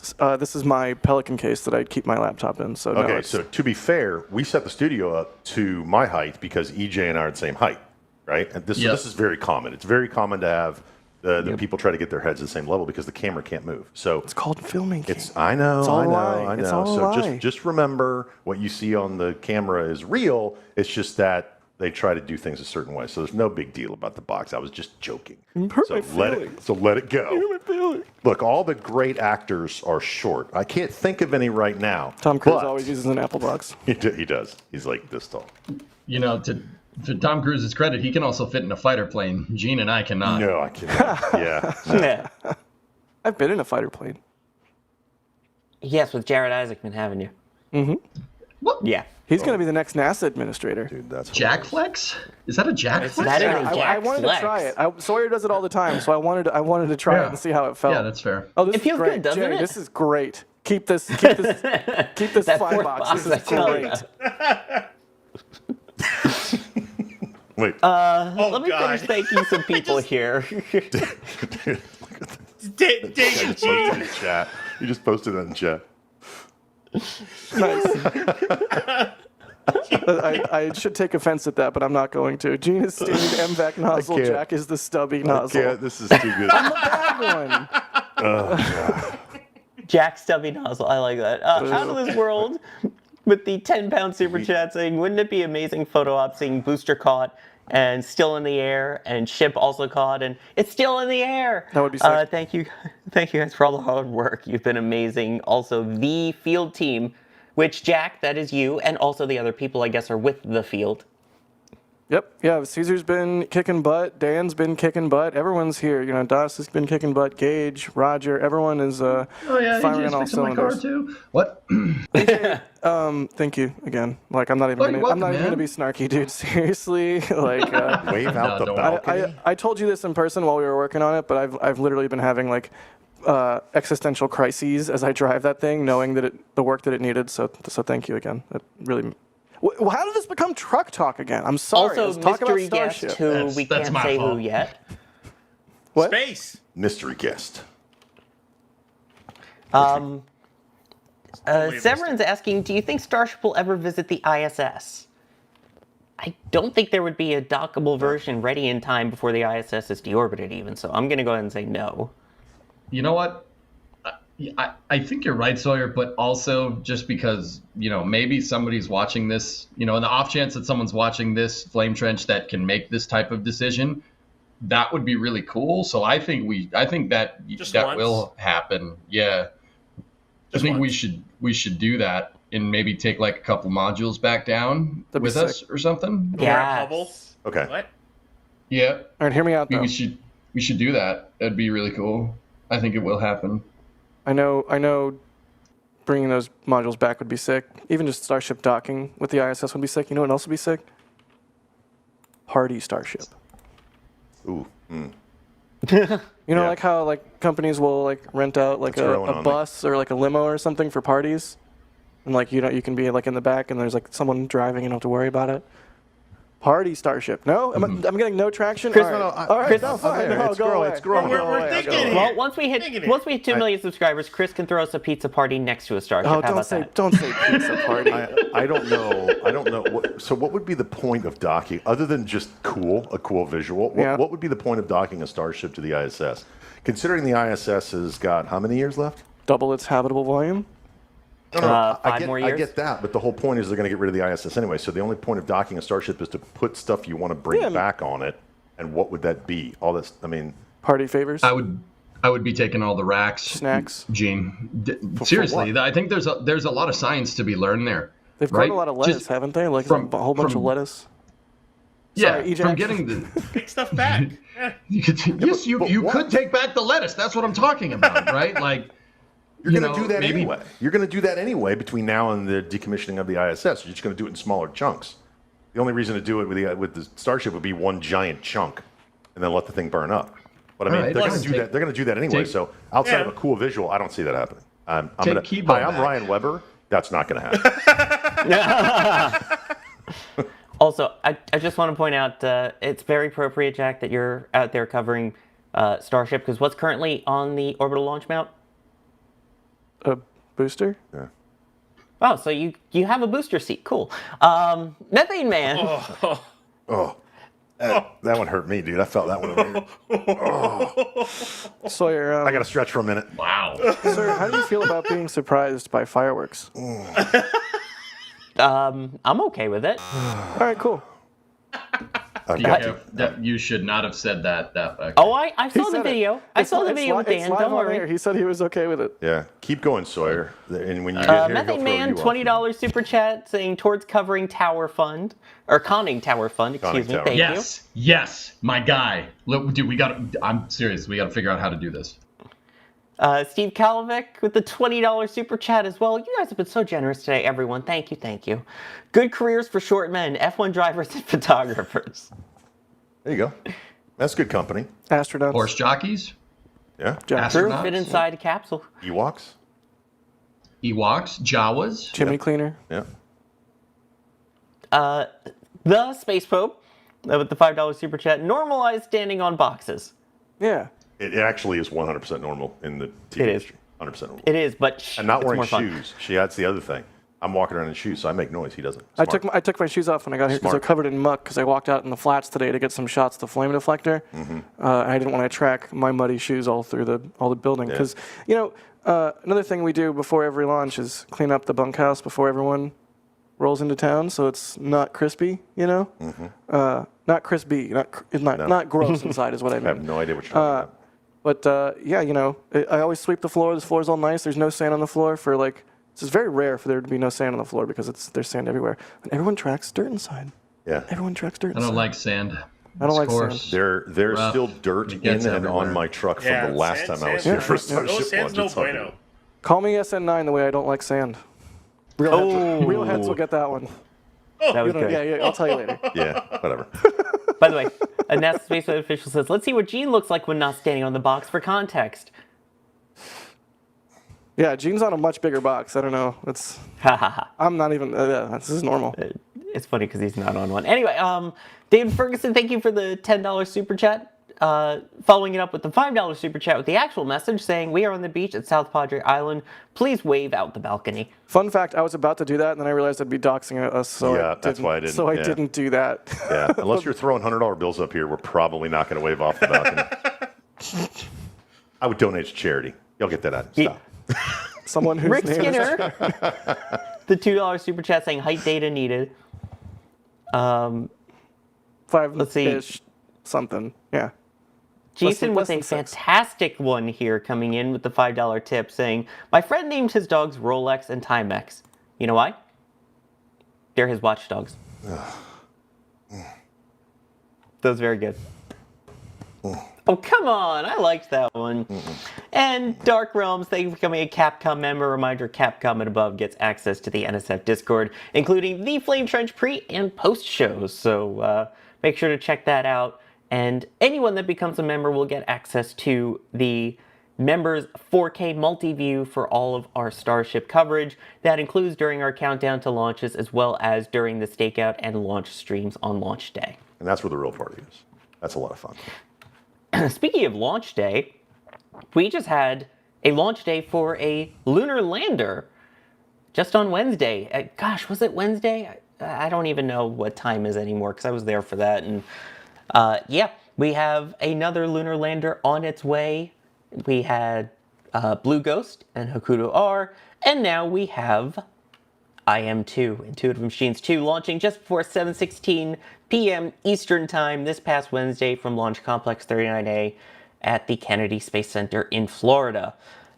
There was some concerns, if you watched the live stream originally, about getting communications with the lander, but the good news is they have communications with the lander. They are getting those packets that they were worried about. And yeah, the vehicle appears to be happy, healthy, sending back data, sending back pictures. So far, so good for a landing in about a week. I mean, there is the update from Intuitive Machines, as we were just talking about. Athena established stable altitude cellular charging and radio communications contact with our Mission Operations Center in Houston. Lander is in excellent health, sending selfies and preparing for a series of planned main engine firings to refine her trajectory ahead of lunar orbit insertion planned on March 3rd. IM is targeting a lunar landing opportunity on March 6th. I mean, Nice. we've got 3 lunar landers on the way now. Let's start with IM-2 and then I'll give an update on the other 2. I mean, first off, spectacular launch. Second off, there is a lot that IM-2 is out to accomplish, Ryan, right? Especially after the landing issue, shall we say, on IM-1. Yeah, they won't actually land upright this time. Minor Might detail. help. Minor detail. Yeah, I can't wait for all these. We have lunar missions again. It's so awesome. Like, seriously. I mean, in general, not even just a single one. We have, like, multiple landers on the way, like, in multiple missions. Yeah. Like, it brings joy. It brings so much joy. I don't know, like, I read the comments, you know, I do all that, for better or worse. And I see some people who have been especially bummed lately, understandably so. And, you know, there's a lot of cool stuff to be excited about, including 3 moon landers. Yay! Sorry, Ryan, I'm excited about 3 moon landers. No, it's fine. No, it's totally fine. As he should be. Yeah. Excited. We have lunar missions again. I mean, come on. I jumped for joy, but I'm standing on a box. More lunar missions. more lunar missions. I want Mars missions too. Let's get some of those in there. But yes, I'll it take the is moon set for to now. land on the 6th at Mon Mutan. I'm probably butchering the actual pronunciation of it. I think it has to do with lambs or something. But anyway, Mon Mutan, near the south pole of the lunar surface. It has the lander itself, which has a whole bunch of awesome instruments on it, including ones that will dig down about 1 meter / 3 feet into the surface of the moon to understand its composition. You have a rover that will be moving around. You have a hopper that is going to jump around to about 2 kilometers away to different spots around the lander to basically get a lay of the land, to also take some pictures of the lander itself from like that third-person perspective. I mean, there's some cool stuff on that. It also has the retroreflectors. It has things that will be testing for potential water on the surface, different communications methods for both the rover, the hopper, as well as 2 in-orbit satellites, and already sending back gorgeous views. I mean... Hold up. Sorry, you see, look at, guys, sorry in chat, look at the bottom of this picture. Do you see that? Okay. You see that little guy down there? Yeah. That's Falcon 9's second stage, deploying the 3 other payloads that were on the IM-2. The thing when you pointed that out, EJ, that struck me was how sharp it is. Yeah. It's on the edge of the frame, which usually there's even more distortion on the edge of the frame than, you know, the center of the frame. The closer you get to the edge, the worse it is. But that's a really sharp, beautiful image of the second stage. It's gorgeous. Yeah, and not only that, you could see the 3 other payloads that were on the IM-2 mission. They were 3 other satellites. This was not just put a Methalox lunar lander out towards the moon. There's 3 other satellites with them. One of them's going to an asteroid, the other one's going to geostationary, and the other one is going to, you know, I have no idea. You know, no, seriously, we don't really know where it's going, but it's still really cool to see all of them right there. It is worth noting, though, of those 3 additional payloads, as of right now, 1 is functioning exactly as planned. Yeah. Well, you know, win some, lose some.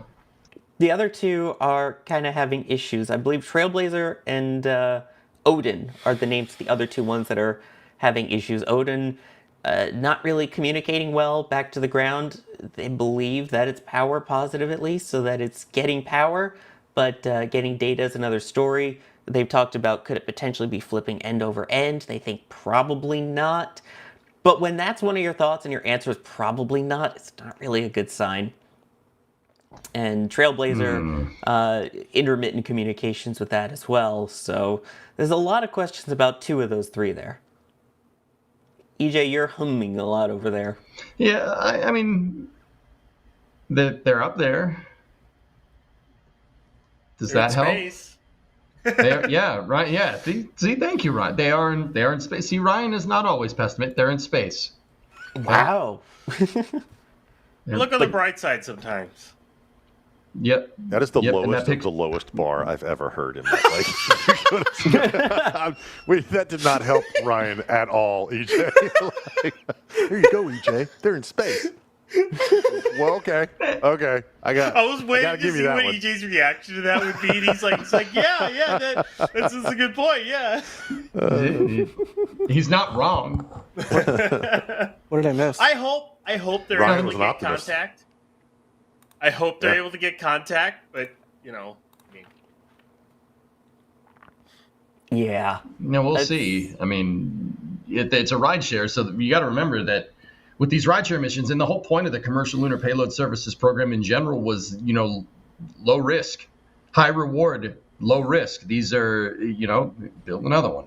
It's a small little lander.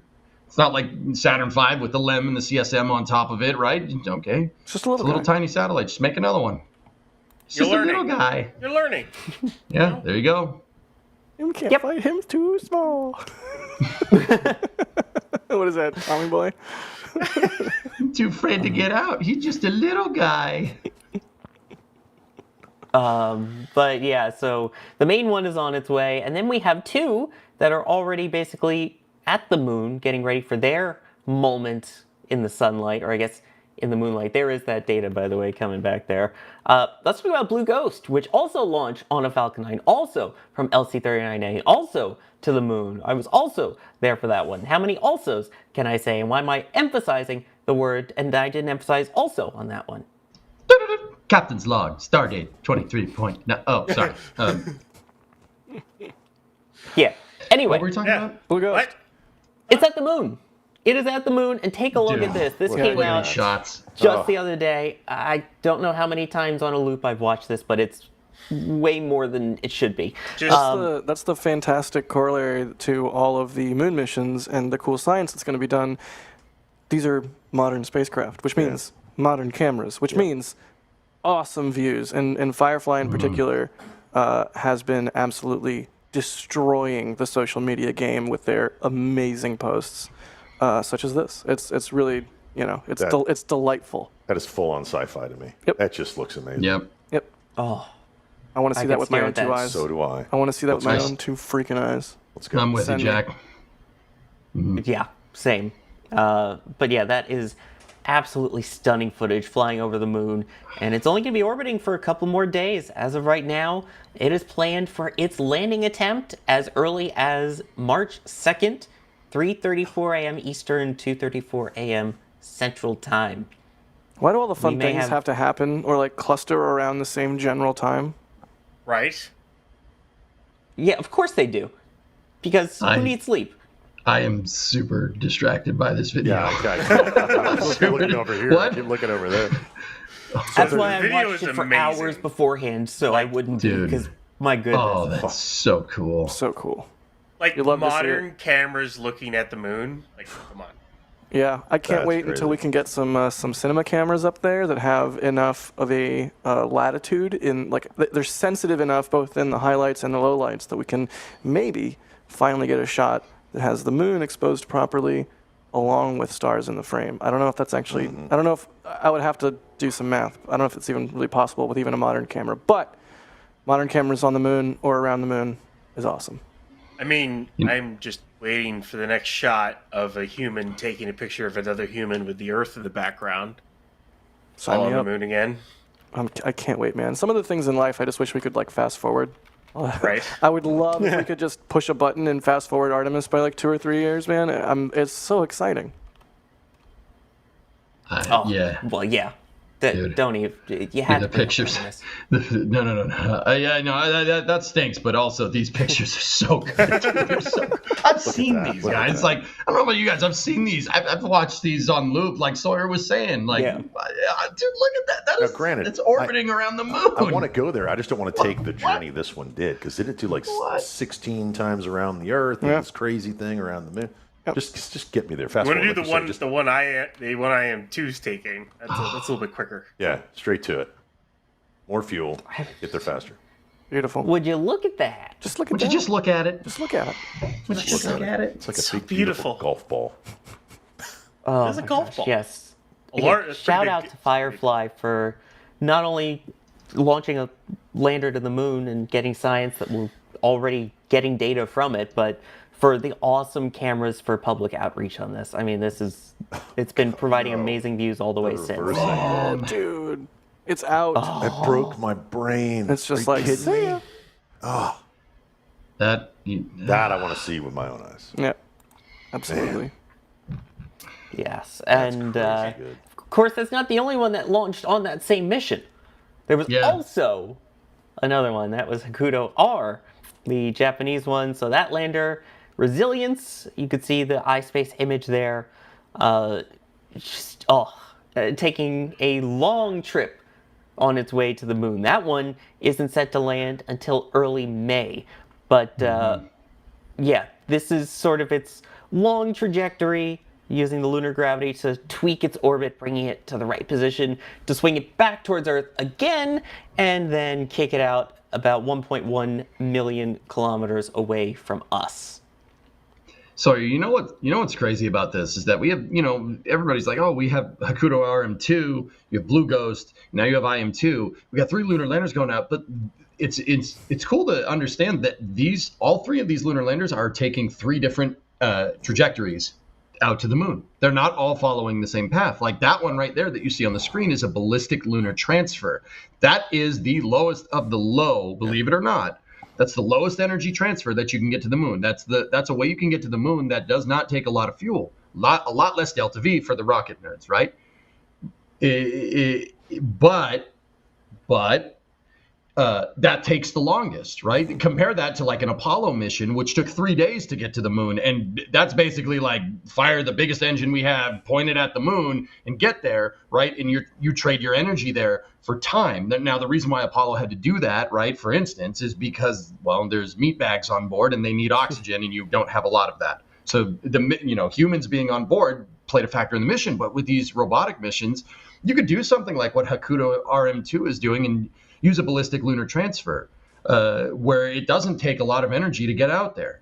Blue Ghost is kind of somewhere in between here, and IM2 is kind of closer to a higher energy transfer because it's going to get there and be landing somewhere. Well, not exactly the same time, but it's going to be landing around the same.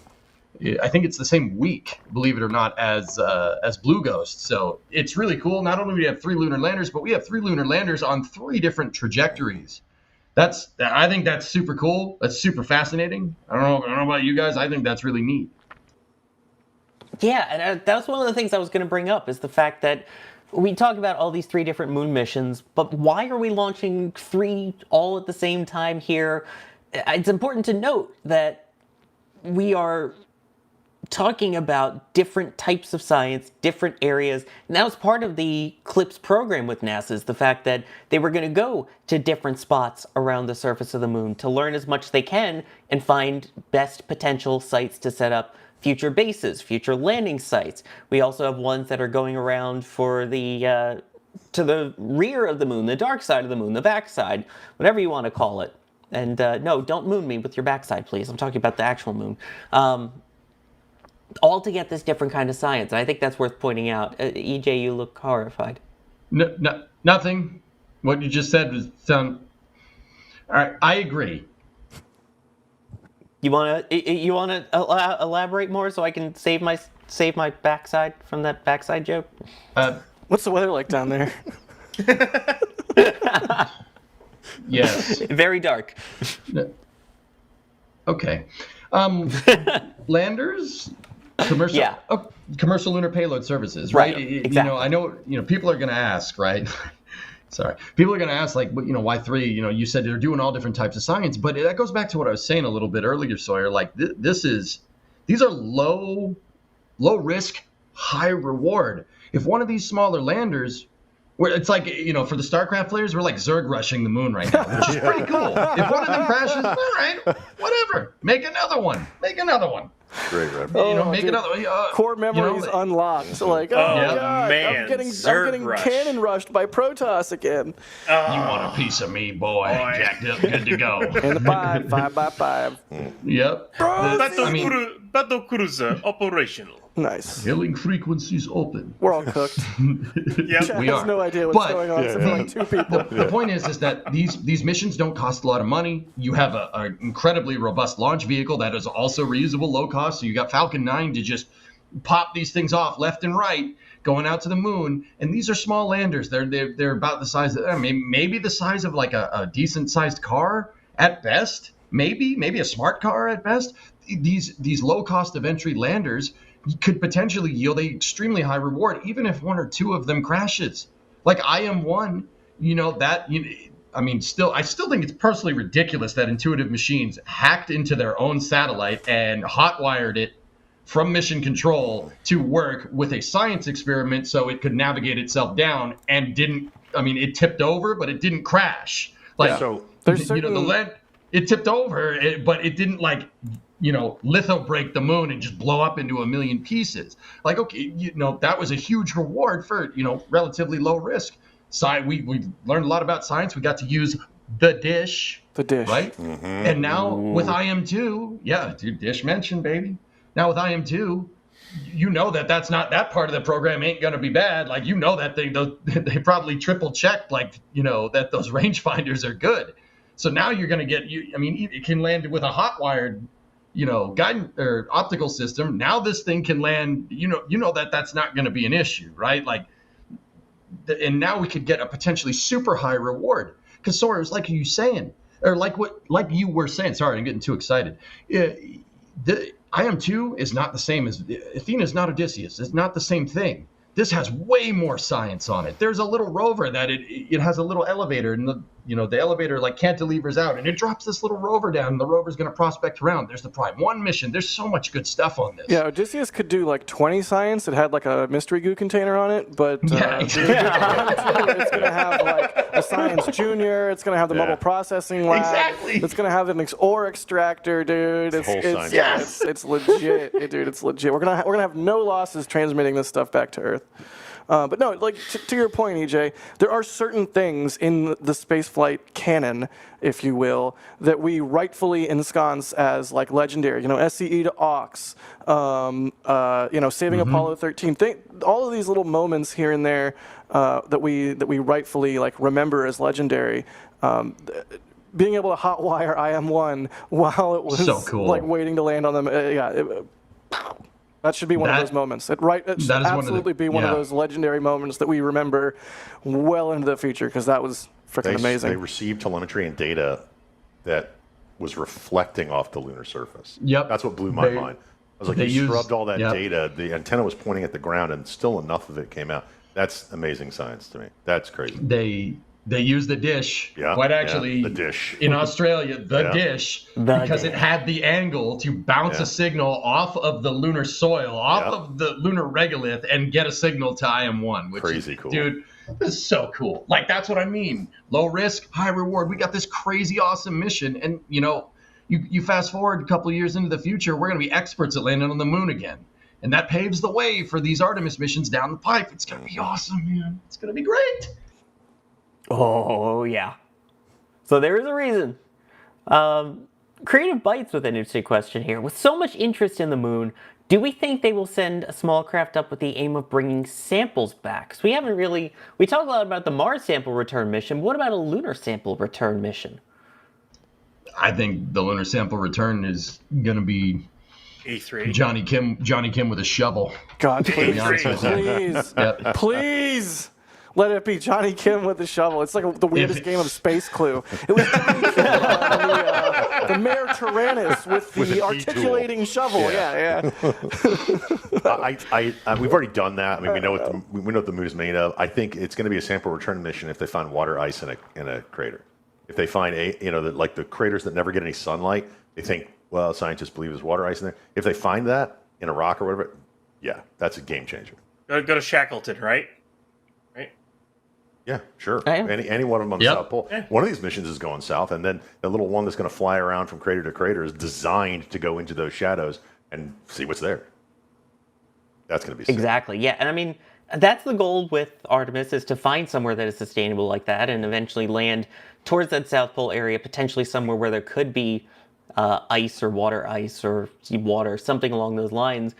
I don't know. I mean, it would be cool to kind of get an idea before humans go there, to be like, hey, here's the water composition we're kind of looking for. Although I guess that's what these missions are for, is rather than having to bring it back and look for it, to go up and drill for it and use spectroscopy and things to find out. Yeah, the best places are to land. We know what the water composition is going to be. It's all the other stuff. We want to know what the other stuff is. I don't want to drink moon water that's got moon in it. You know what I mean? Yeah, I realized. I mean, the composition is going to be H2O, but yes.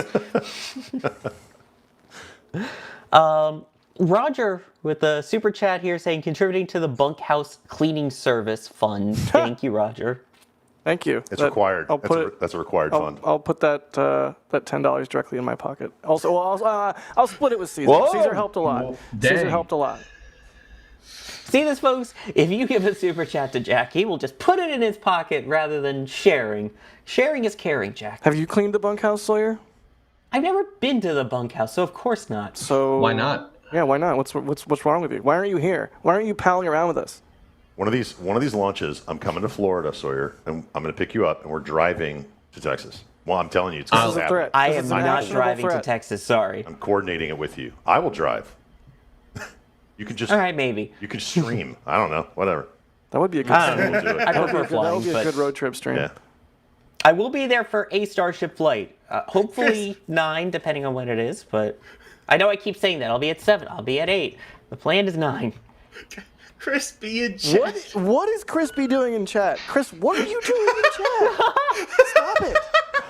For those who are watching the replay, NASASpaceflight in chat says, you're good. LOL, Jack and... Oh, thank God that wasn't me.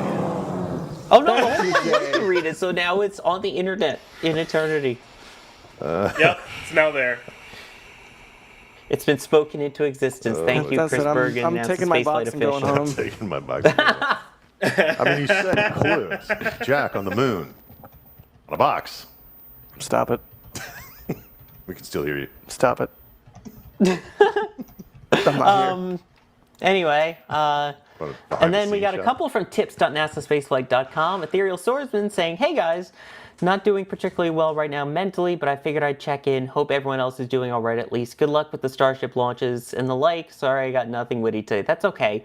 We're just glad you're here and joining us. So hopefully we can brighten your day a little bit. You're among friends. No apologies Ethereal necessary. Swordsman, you're among friends. Seriously, we're Exactly. all. I mean, that's like half the point of the Flame Trenches, to hang out and have fun. Like we have the serious time when it's streaming time, or we have the serious time, when we're putting out the videos that are serious. And the Flame Trench is for fun. So you're in the right place. I wish I had a way to snap my fingers and make it better for you, but just hang in there. It gets better with time. It always does. Try it. No, try it, DJ. Maybe it'll get better.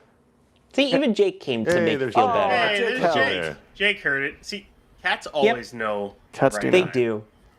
Cats do know. Hi, Jakey. Oh. But for real, Trying to... Ethereal Swordsman, like we see your name in chat all the time, Yes. man. Thanks for hanging out with us. We hope you feel better. It's no fun to be bummed, but you're allowed to be bummed. So feel better. Do something you really enjoy, even if you're like, oh, I got no time, or oh, I don't really feel like it, but I would normally be doing X or Y. Like just make the time. Yeah, tell your brain. I gotta fix my Land Rover. I have an expression, and that expression is brains are jerks. So right now it sounds like your brain is being a jerk to you, and you should treat it right by doing something you really enjoy, and maybe that'll help. I don't know. I'm right there with you. Here's what I say. Your brain will believe what you tell it. So tell it good things. Yeah. Your brain will believe. Facts. 100%. He's not wrong. All right, here we go. Let's put this into action here. We're doing praxis. There will be bacon. Bacon soon. See? That's something to look forward to. Huh? There will be Jack in a kilt soon. No, wrong. False. There will be Flight 8 patch reveal. Oh yeah. In the next couple of days. Dude, okay, I've seen it. There will be that. I've seen the Flight 8 patch. Oh yeah. And I think I am allowed to say it slaps. It's amazing. That means it's really good. It's amazing. It's pretty You're good. ageisming me. I just made up a word. No, that's a real word. I know it's No, it's a word. no cap. I don't know if it's a verb. I don't know. Don't start. God. No, don't start, because Sawyer will go whole hog, and we don't want that. Oh, For don't tempt me. For these that don't know, I'm the elder among the group. I'm the seasoned one. The one with wisdom. You're from Ohio. Keep going. I'm not from Ohio. He's got that Ohio skibbity riz. Yeah. No, seriously, your brain will do what you tell it. Your brain believes what you tell it. Oh, that's right. We're supposed to be cheering up. Ethereal Swordsman. I'm sorry, We you're got off bummed. right. But we love you. Thanks for hanging And out. hopefully with they us. catch a booster. What, Jay? We'll see. You don't ever want me to say Ohio skibbity riz again? No. Oh no! Look, you're getting yelled at. You're getting yelled at. Sorry. Yes, I see. And then also sidetracked with a $50 tip as well, saying thanks for bringing the fun. When are we going to get a DOS and Jack built eye in the sky on a rideshare launch? brain cell. All orange cats share one brain cell, and it is true. transits between them. So most of the time, it's not there. But sometimes Jeez. It's science, folks. Don't lay down on the keyboard, please, buddy. it's like thermodynamics, but it's for cats. You know, boy. the brain cell can neither be created nor destroyed. It can only be transferred from orange cat to Right. cat to cat, It's always thank you, Ryan. Gene was like, I don't know what you're talking about. Thank I you, wasn't Ryan. even listening to you. I was watching Jake walk on the keyboard. I wasn't listening. He was trying to lay down right on the keys. I guess he was going to type, we should move on to talk about Rocket Lab. Is that what you were trying to type? Nice. Is he a data cat? Cowboy Bebop Hey. reference achieved. Wait, if we're doing a Rocket Lab, then I want to say, you could not live with your own failure. Where did that bring you? Back to me. What? Anyone get the reference for what I they're don't. doing? I don't. I did. I did not. Oh God. All right, fine. You're not going to explain? You're just going to leave us hanging? Yeah, I'm just waiting for the explanation. No, they're now using a drone ship. Oh! Yeah. Uh-huh. Yeah. Now I get it, yeah. Yeah. I thought marine There you go. assets sucked. Yeah. Yeah. That was nicely Well- done. I guess when it comes to being able to get, ships back and things like that after landing it, they really want to invest in get a return on investment, you might say. That was so poorly worded into it. But that is a mock-up of the barge that Rocket Lab plans to use for its Neutron vehicle, and it is called Return on Investment. Nice. It looks I like the oddly name. familiar. It does look familiar. I joke, like, oh, I thought marine assets suck, but a hallmark of a good leader is strong opinions held lightly. So, changing your mind is the ability to change your mind when a better solution becomes apparent is quite admirable. So, anyways, I just wanted to, we're having fun. It only cost him one hat and a blender. So Right. He did eat the hat, so all is forgiven. That's right.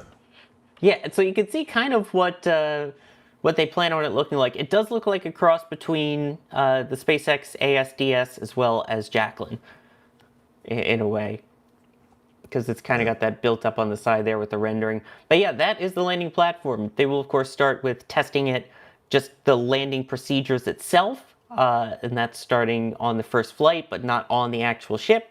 And then the first planned landing on ROI is scheduled for 2026. Nice. I love the name. I love that. Is it a Marmac barge or is it just a barge? It's not a Marmac. It's not a Marmac? Okay. I don't think so.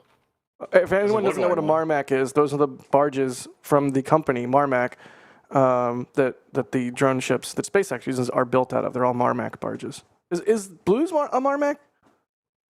Pretty sure it is. Nice. That's no Marmac. Then again, I'm not Gav, so I don't know everything about marine assets. So. Wait, you're not Gav? No. You're not super tall and stylish and really cool and you have a cool voice and you know about marine I'm assets? not cool at all, Jack. Yeah, you are. Shut up. Don't neg yourself. Well, thank You're you. cool. All right. Ish. He works on planes. That's cool. Anyway, I thought someone was work going to on- dig that. I was waiting to see if someone was going to dig into that or not. I work on virtual planes. Land sometimes. Rovers. You work on Land Rovers? I work on Land Rovers. You're officially a That's- Land Rover mechanic. Allow me to translate for everybody. It's a big boat. You're welcome. Don't talk That's a about big Disco Stew boat. that way. yeah, we also had some really cool stuff come out as well. Basically, all of this, by the way, I should point out, coming from their quarter update and the progress that they're working on so far. So they sent all of that out. This is related to, as we were talking about, Neutron, which is their medium lift vehicle that they said they would never build. And if they did, that Peter Beck would eat his hat. And Sir Peter Beck ate his hat because they're working on Neutron, which is hopefully scheduled for its first flight this year. Now, one of the other interesting things in terms of recovery, we're talking about the recovery of the ship there. One of the other assets in terms of recovery that we've seen is the fairing halves. Now, I should emphasize, fairing halves is what most other rockets use. This one will be using sort of this clamshell type feature that doesn't separate away in what they are calling the Hungry Hippo. No, it's the Moonraker. Come on. Yeah, Yeah, basically I was Moonraker. thinking that. It's full blown Moonraker. Yes. But like Just like the Moonraker has the moon. negative connotation, right? Because it was the bad guys thing, wasn't? Like, Yeah. I imagine that. I imagine they probably wanted to call it that, and then look at some that. smart PR person was like, "Well, actually, they were the bad guys," and then Yeah. that's why we can't have nice things. But Yeah. Hungry Hippo is funny too. Yeah, someone's like, well, what else can we think of? It kind of looks like part of Hungry Hippos, the game where you had to slap the thing and the hippos would eat the marbles. Have you ever gone to one of those barcades that has like the adult Hungry Hippos that you can like sit on and then be fully inebriated? I've not done that Yes. one. Yeah, good times. Speaking of fully integrated, this one will be fully integrated too. Yeah, that's right. Okay, it was an I gotta integrated go. I gotta go back, Sawyer. I think That's I missed right. something. I think I missed something. The barge Okay. is for electron landings or neutron? Neutron. landings? Oh, Neutron. okay, All okay. of this is neutron that That's we're what I. looking at. That's okay. I thought I heard electron landing on it, and I was like, no. Okay, so it's neutron. Thank you. Dude, Correct. you know how people have like the extension to like grab at things.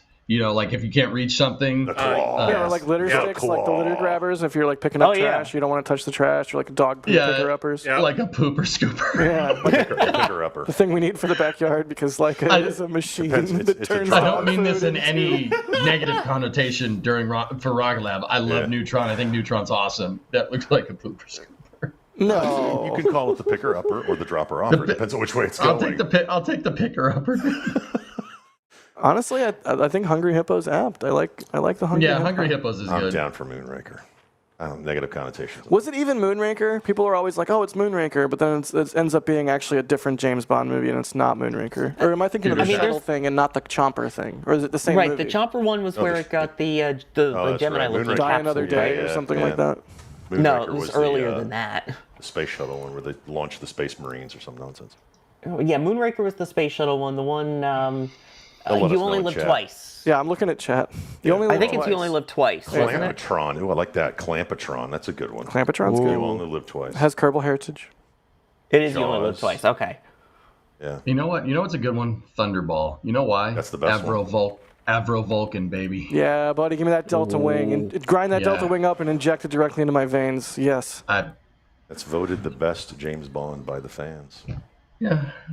I really failed Gold, my James Bond test with the Moonraker comment. You're right. Goldfinger's the best one. Sorry, Also, guys. Tom Jones, just saying. It's not on you to launch Starship on Monday. What? Who wrote the music for that one? That Chomperator. that sang it. That was Tom Jones. That's yeah. a good one. Chomperator. I like that. Chomperator. Yeah, that's good. Chompzilla.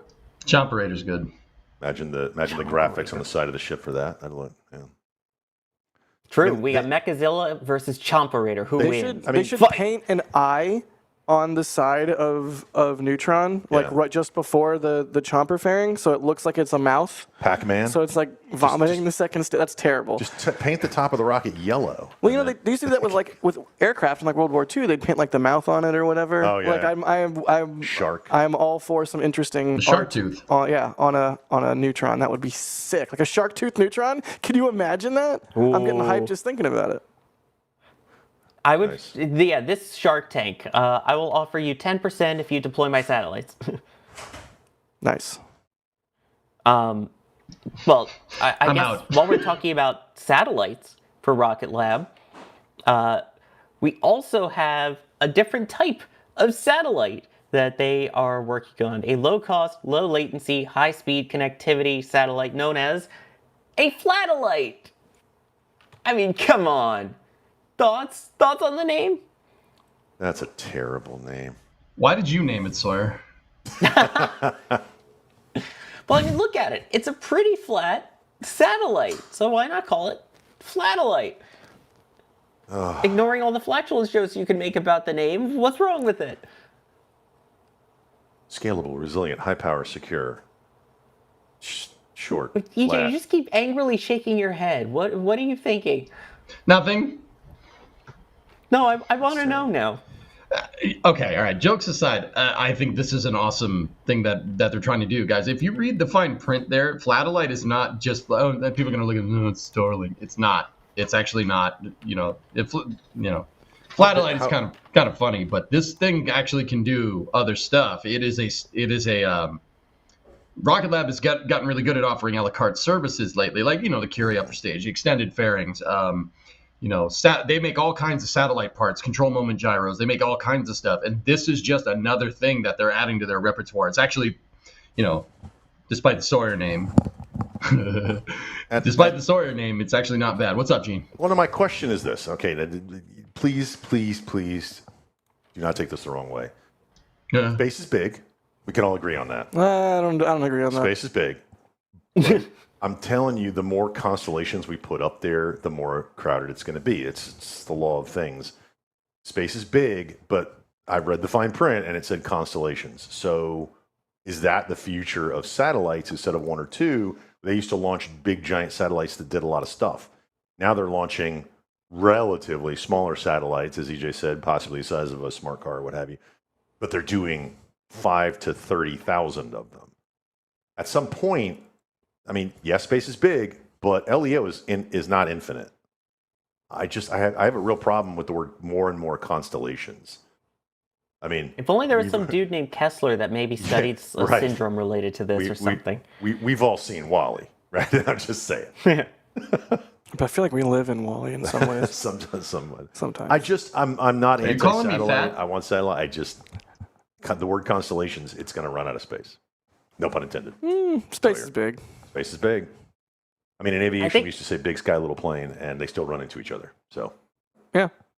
Really they're still going to run into each other, I feel like, but, go ahead. Sorry, Jared. I am going to jump off really quick, but we have someone that will take my stead briefly, and then maybe I'll be back. But just be careful. It's a big jump off that box. Leave the box. I just wanted to say thank you to again with the. But no, I want to see Dawson. Now it's a big jump. Be careful. Now he's going to leave the box. He didn't even know about the box. Anyways, thank you, Longness. Thank you, Longness. Thero Swordsman, I hope you feel better. Bideford, everybody. But yeah, I may or may not be back. Hey, Anthony Gomez from Rocket Ranch. Happy birthday, Anthony. Happy birthday. Yeah, happy birthday. You are loved. You are Happy appreciated. birthday. Also, Monday, happy birthday to Dr. Holly, too. So I saw that in chat. Just wanted to make sure we wish Dr. Holly happy birthday, too. Anyway, Flatline. Jeez. Are you okay? No. You okay there, Sawyer? Hey, can somebody reboot the Sawyer, please? It's glitching. Jay, Kevin, can you reboot Sawyer? Please? A Flatellite. Okay, but yeah, it's a relatively low profile type vehicle, I guess. But I don't. I'm sure there'll be uses for it. And again, that's Rocket Lab's, I think, big selling point is, we'll pre-make stuff for you. We have the upper stage. They have their satellite bus. I mean, the Venus mission's coming up. Same kind of deal. It's that base satellite, and then just add science. Add science and stir, and there you go. But yeah, I mean, Sawyer, I think them offering Flatellite as a la carte, modular satellite bus that they're also just going to be manufacturing. Like you can make, you could buy a low Earth orbit constellation. I think that's really cool. That's a very smart market position for Rocket Lab. That's they're pretty dang good at doing stuff like that.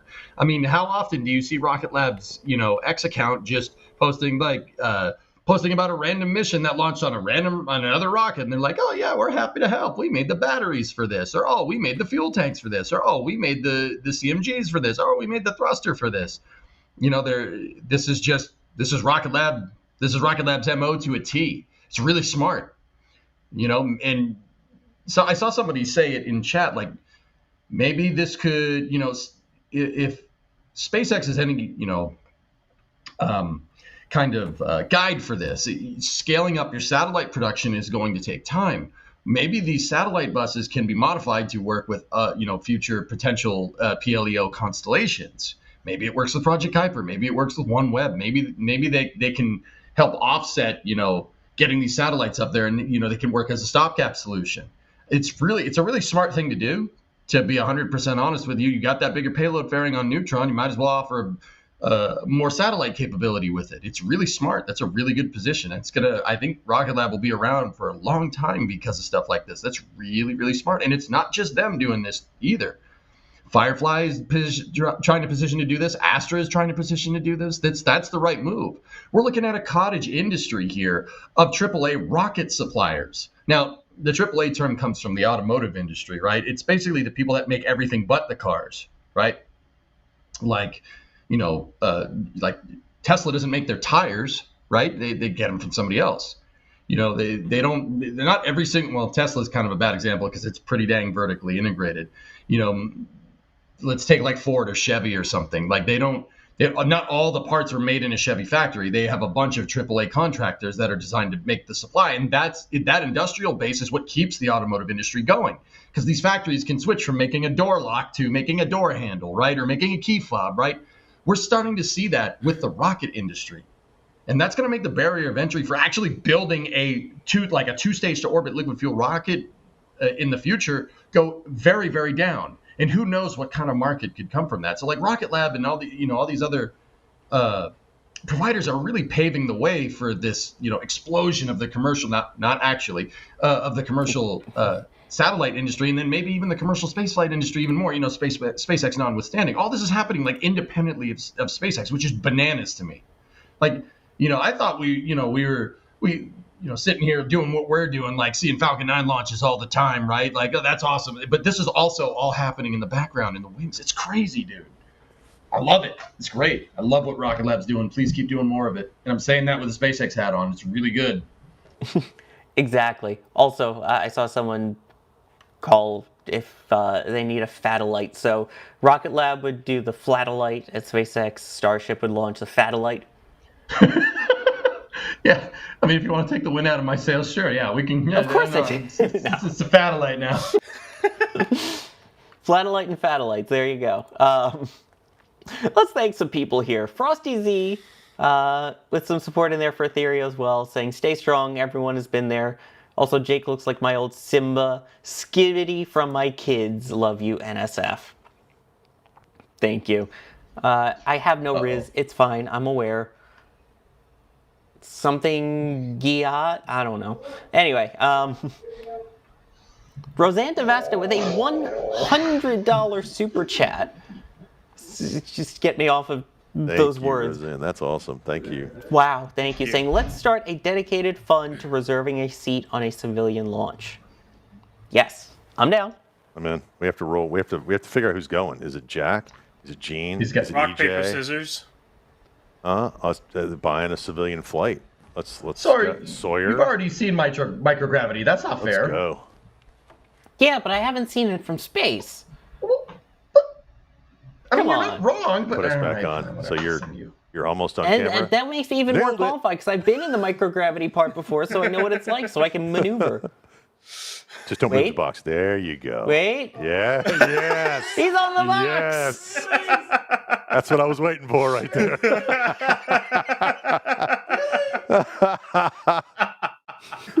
How's it going? What's it like up there? Wow. I feel like Wow. once you're in orbit, you're not going anywhere. Give me the box. Take my box. I'm going home. Oh man, that would have saved a lot of Delta V, honestly. Hey, he was that much closer to low Earth orbit. Why do you take that away from him, man? Good times. I was listening while I was working on the roof. Like I heard everything. Oh no. Oh, jeez. No, you didn't. Yeah, it's Flame Trench, guys. It's Flame Trench. I have no clue what's going on now, but I'm back. So We're was just thanking thanking people. Roseanne for the Sawyer was- $100 super chat. Yes, But yeah. amazing. Thank you. I literally just walked in front of her. They saw you. Yes. So now you've seen Jack's box, and you get a real idea of how small Jack. I mean, how normal height to us is. Thank God he can't hear Jack- you right now. I don't think Jack Sawyer. is listening He yet. cannot hear you right now. That's okay. That's You're not a bad lucky thing. he can't hear you. Jack runs He's across going the in there to room. hear you.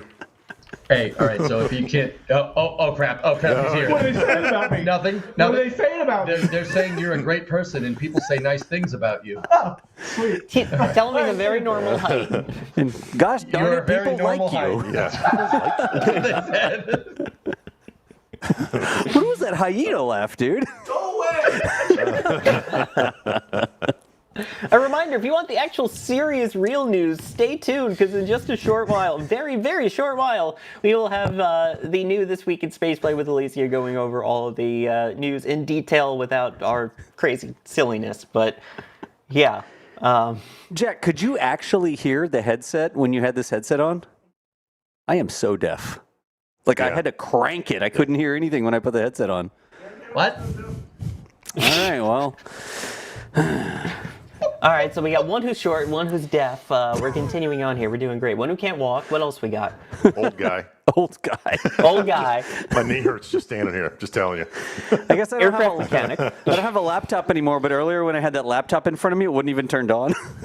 It was just for show, huh? That's right. Here. Just set it on Yeah, whatever, well, set yeah, it on Me up with whatever a that laptop is. again Yeah, here. there you go. Oh, Jack, do you Yes. use your laptop? Here. Here, Thank send you, it to Twitch Jack. chat. Science. Bald guy. Yeah, but Jack is kind of Good. too, Tessa. So Look at Ephemeral Phase, thank you, saying here's a super cat for Sawyer instead of a super chat. I appreciate that. Simon, thank you for becoming a Padrat member. And then Jester Tiger with the £5 with the great idea for the Hungry Hippo, saying might as well add some googly eyes on the Chomper too. Imagine them on a launch plus some teeth. Big, big googly eyes. But as long as they're like functional googly eyes. Yeah. Like Yeah, they actually move around. Yeah. Yeah, put That'd the be weird, camera, like- a camera mounted inside them googly eye cam. It's so strange in orbit where one eye is going that way and the other one's going it's like a gravity to move them. They're like, It's like derp ship all of a sudden. Like,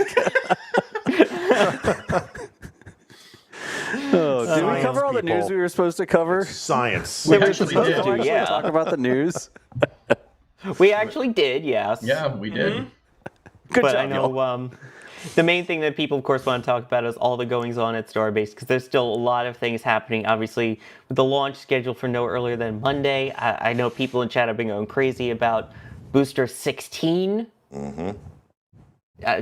Chill, doing a guys, thing. chill. Just like Booster 16 is starting to chill. So Oh my gosh, seriously, Sawyer. I can do I'm should I trying do to it? stall to give Jay time to pull up video and things. That's totally what I'm doing. Yeah. They literally rolled it to Massey's this morning. Oh. And now it's There doing she a is. cryo. Nice. Look at that. So, yeah. Come on! Yeah, Jack's here, no camera. Sorry.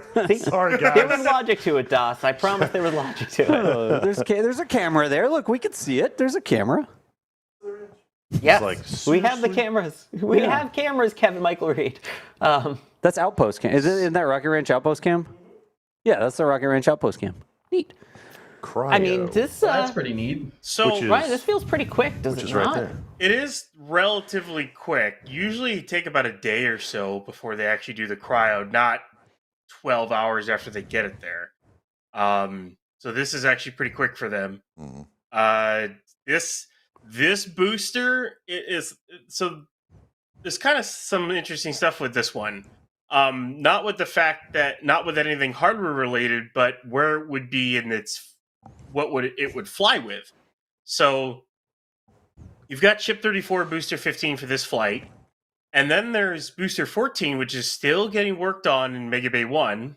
You know, we're a month and a half after flight 7, and they're still working on it. I saw a picture earlier where they've got scaffolding around the grid fins. They're probably working on those over scaffolding on the forward dome. So they're working hard on that booster. It looks like they're actually trying to refurb this thing and turn it around.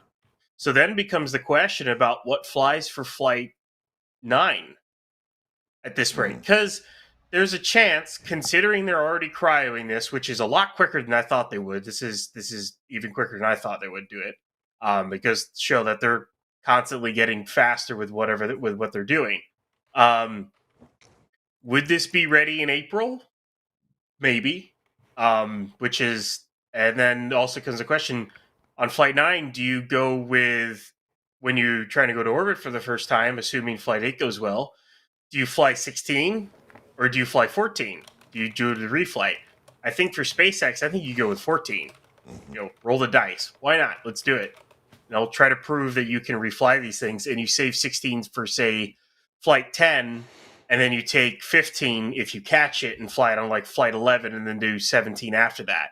and then kind of go around until you get at least one flight out of these boosters all the way through, or one extra flight out of these boosters all the way through. Try to pad your time until you get booster block 2 up and running. But I'd be really curious to see if they actually do. I mean, they could try to get it ready for Flight 9, but they could also just, take their time and get it ready for Flight 10, which is going to be Ship 36, which has got, I think it's got 2 sections left to be stacked in Mega Bay 2. So, yeah, it may just be a cryo, but it is interesting considering how quickly they're doing it. It kind of opens up a lot of options for them, which is not stuff they really had in the past. They haven't really had options before on what vehicles to use. It's the first for the Starship program, that's for sure. Absolutely. And I know we've talked about a bunch of will they reuse Booster 14, will they reuse Booster 15, but I'm curious, EJ, I'll throw it to you as well. Where do you think Booster 16 fits into all of this? Flight 10. My man. Yeah. Can you elaborate more? We're trying to fill time. No, I'm kidding. I think Flight 10 because I think they're going to reuse 14. I think they're going to reuse it. And, I'm not just saying it because I want it to happen, even though sometimes I do say things on here because I just want it to happen. Starship and the VAB was the thing that I wanted to happen, and it didn't work. Anyway, moving on. But the Giga Bay is cool, too. Anyway, so I think this is going to be on Flight 10 because if you look at 14 when it came back, after Flight 7, it was in much better condition than 12 came back during Flight 5. We don't talk about Booster 13. Mm-hmm. It came back good as well, and then it wasn't. But I think, yeah. You blame no. It literally was. It wasn't the vehicle's fault. It was the tower's fault. Yeah, that's right. Yeah. It was right. And it did a perfect soft splashdown in the Gulf. But yeah. Exactly. I think because Booster 14, I mean, obviously, we see it rolling down the road. We're like, oh, yeah, that looks really good, right? Like, we don't know for sure. But, there was some really big things that happened with Booster 12, like the nozzles on the outside nozzles on Super Heavy being melted. That seemed to have not happened with 14. Happened a little bit. But yeah, maybe it's a smidge, right? But not enough to be like, no, we're not using that again. I think they're going to reuse 14. I think reuse is going to happen sooner rather than later, Sawyer. I mean, and this just kind of speaks to the whole scheme of things. If you think about what Starship needs to do this year, they need to get an HLS demo done for Artemis, right? So that's not something that's going to launch one Super Heavy once a month. Like that flight cadence ain't going to get you anywhere if you're trying to refuel an HLS to get it out to the moon. And nor are you going to operate Super Heavies expendably. Why would you do that? Oh, wait, are the Pad Beach chopsticks moving? Hold on. Oh, nice. Nor are you going to operate Super Heavies and Starship expendably. Like, hopefully you don't have what happened during Flight 6, again and again and again, right? So I think reuse is going to need to happen sooner rather than later. For maybe not necessarily for ships, but I don't see a scenario where you're expending 33 engines every time. No way, right? That's absolutely. Lot. Yeah. But then what about 15? What about this booster that's set to fly on this particular flight? As we take a look at the chopsticks, I believe, moving on over at Pad B. I got Starbase Live up too. And I was like, oh, it's moving. That's why my internet's so slow. Good job. Everyone in the hotel's lagging. Like, wait, you got Starbase Live up. Yeah, I'm also watching 4 other streams over here. No. What, McGregor Live and Space Coast Live? Yeah, I do. Yeah, no, we got all the streams. I think it's very captivating content. I'm just saying. Oh, yes, you should always check out Space Coast Live, Starbase Live, and McGregor Live here at NSF. I'm about to install 2 new monitors I've got 3 currently. I'm about to install 2 more so I can actually have SBL and whatnot up permanently on monitors so I can use the other ones for other things. I'm actually about to do that probably next weekend at this rate because this weekend's kind of busy for me. But that'll be, I can't wait to actually have it permanently up on a monitor, not just on a tab.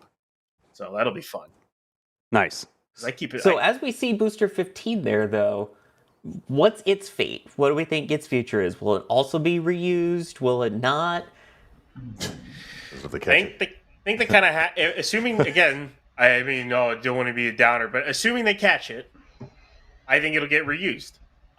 They kind of need to. They need a flight cadence, even if That's what I'm saying. Even if they don't get a Block 2 booster ready to fly this year. Let's just say that doesn't happen. I don't really know. It's entirely depends on where it is in its development. I don't know when they're going to start stacking one, but let's kind of just put that to the side right now.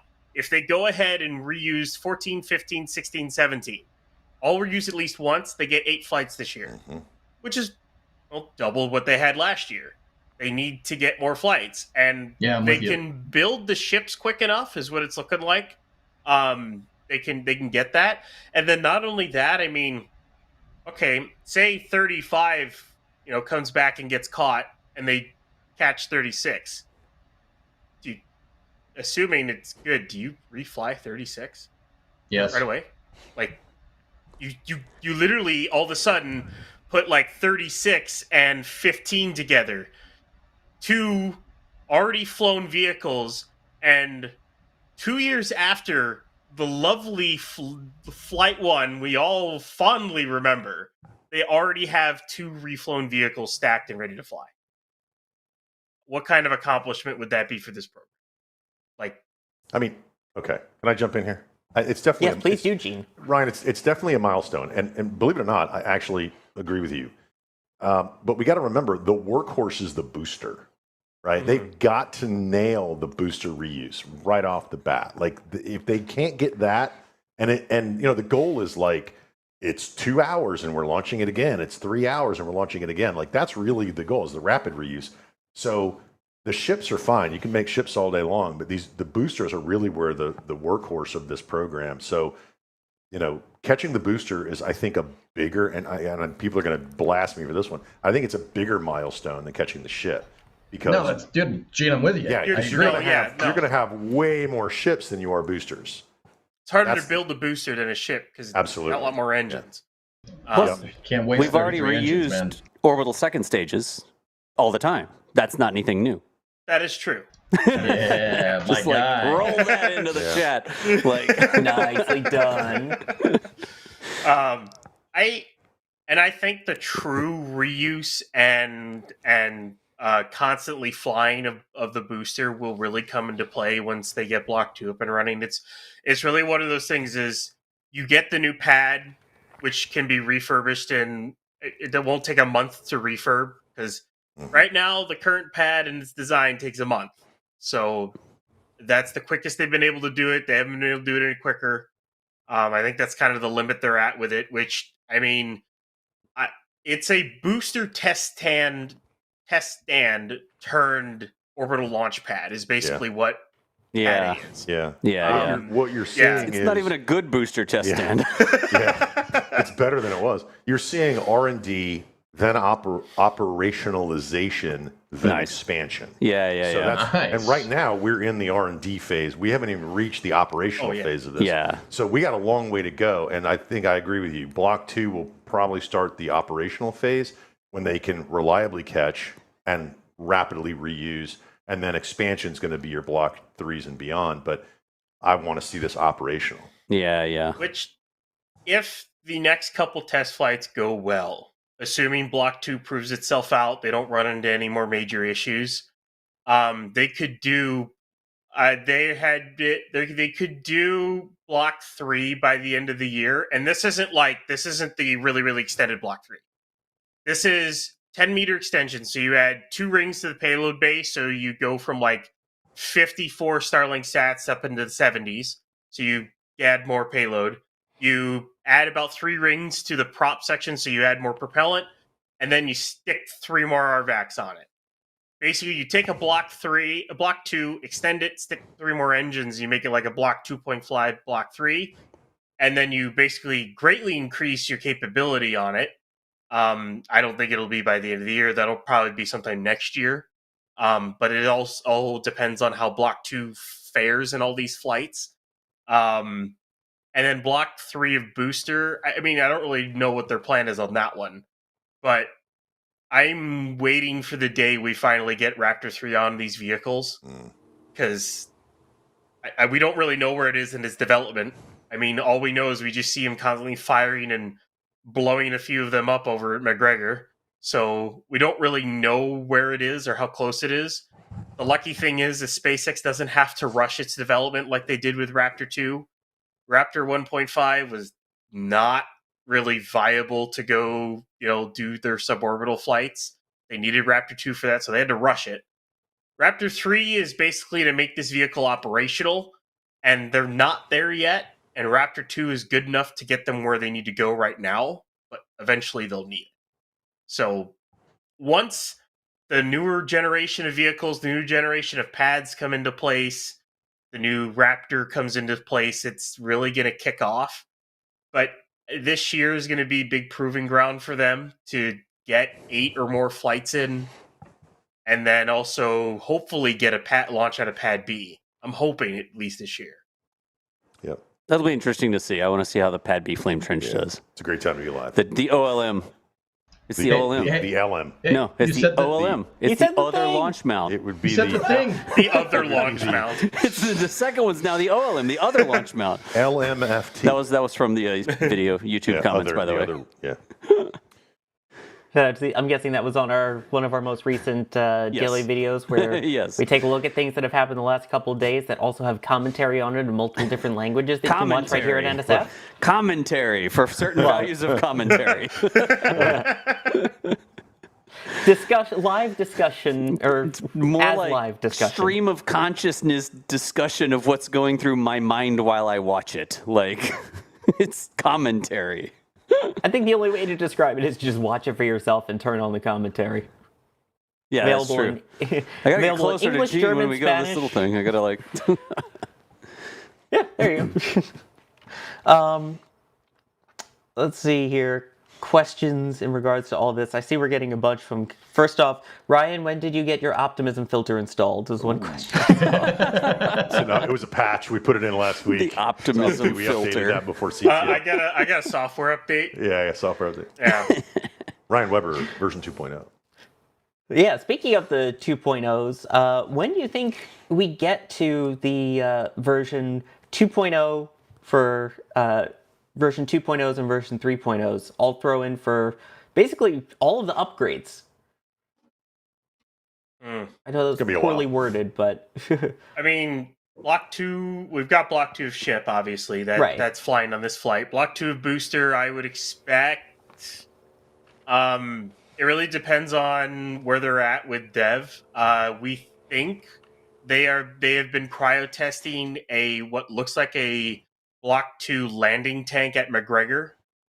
So there's that. We have seen a label in the factory for a 18.1 forward test article, which would be probably an integrated hot stage and forward dome test setup. So there's that. I would say we are probably within the next month of seeing at least a test tank or two heading to Massey's. Maybe even the start of stacking in April. I'm hoping.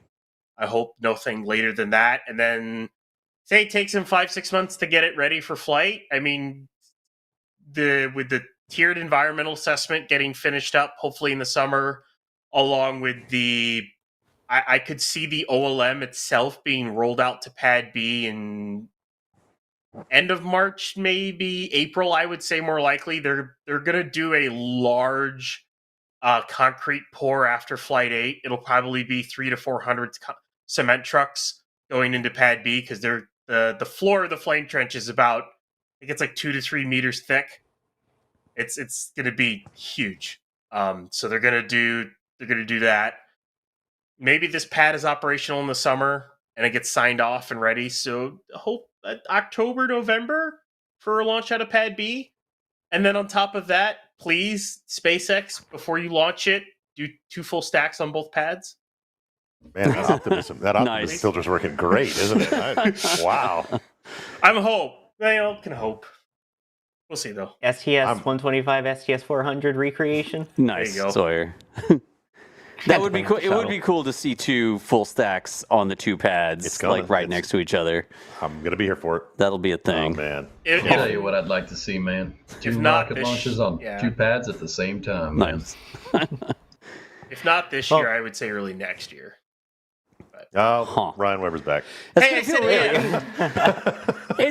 It's like March right now, Yeah, right? yeah. Like I feel like if they can't get 2 stacks on 2 pads by the end of the year, come on, Yeah, seriously? they're not. Yeah. Considering Like the get pace it they're done. moving, It's March. It's like March 1st. A lot of camera work. I'm looking forward to it. I don't do the camera work, but I'm looking Nice. forward to all the work you guys He do. looks at the camera work. That's right. Like somebody That's else does the work, and he looks at the camera. There you go. Anyway, so hopefully we see booster 16 flying soon, maybe after previously reflown boosters there. Neat. And Jay, it's close enough to March 1st. I know technically it's February 28th, but it's close enough. What, Within 6 what is hours. today? The 28th? 28th. Okay, yeah. tomorrow. That's Yeah. March, whatever. You know what I mean. What day is today? I ask myself that question sometimes. That's how I feel.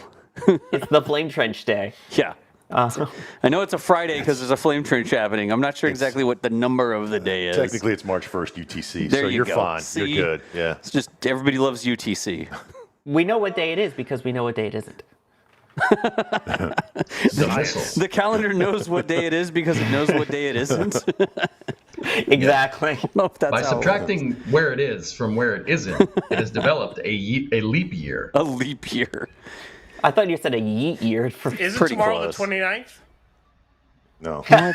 Yeah, that's Starship flight on the 29th, February Yep. 29th. no, February 30th is when it's launching.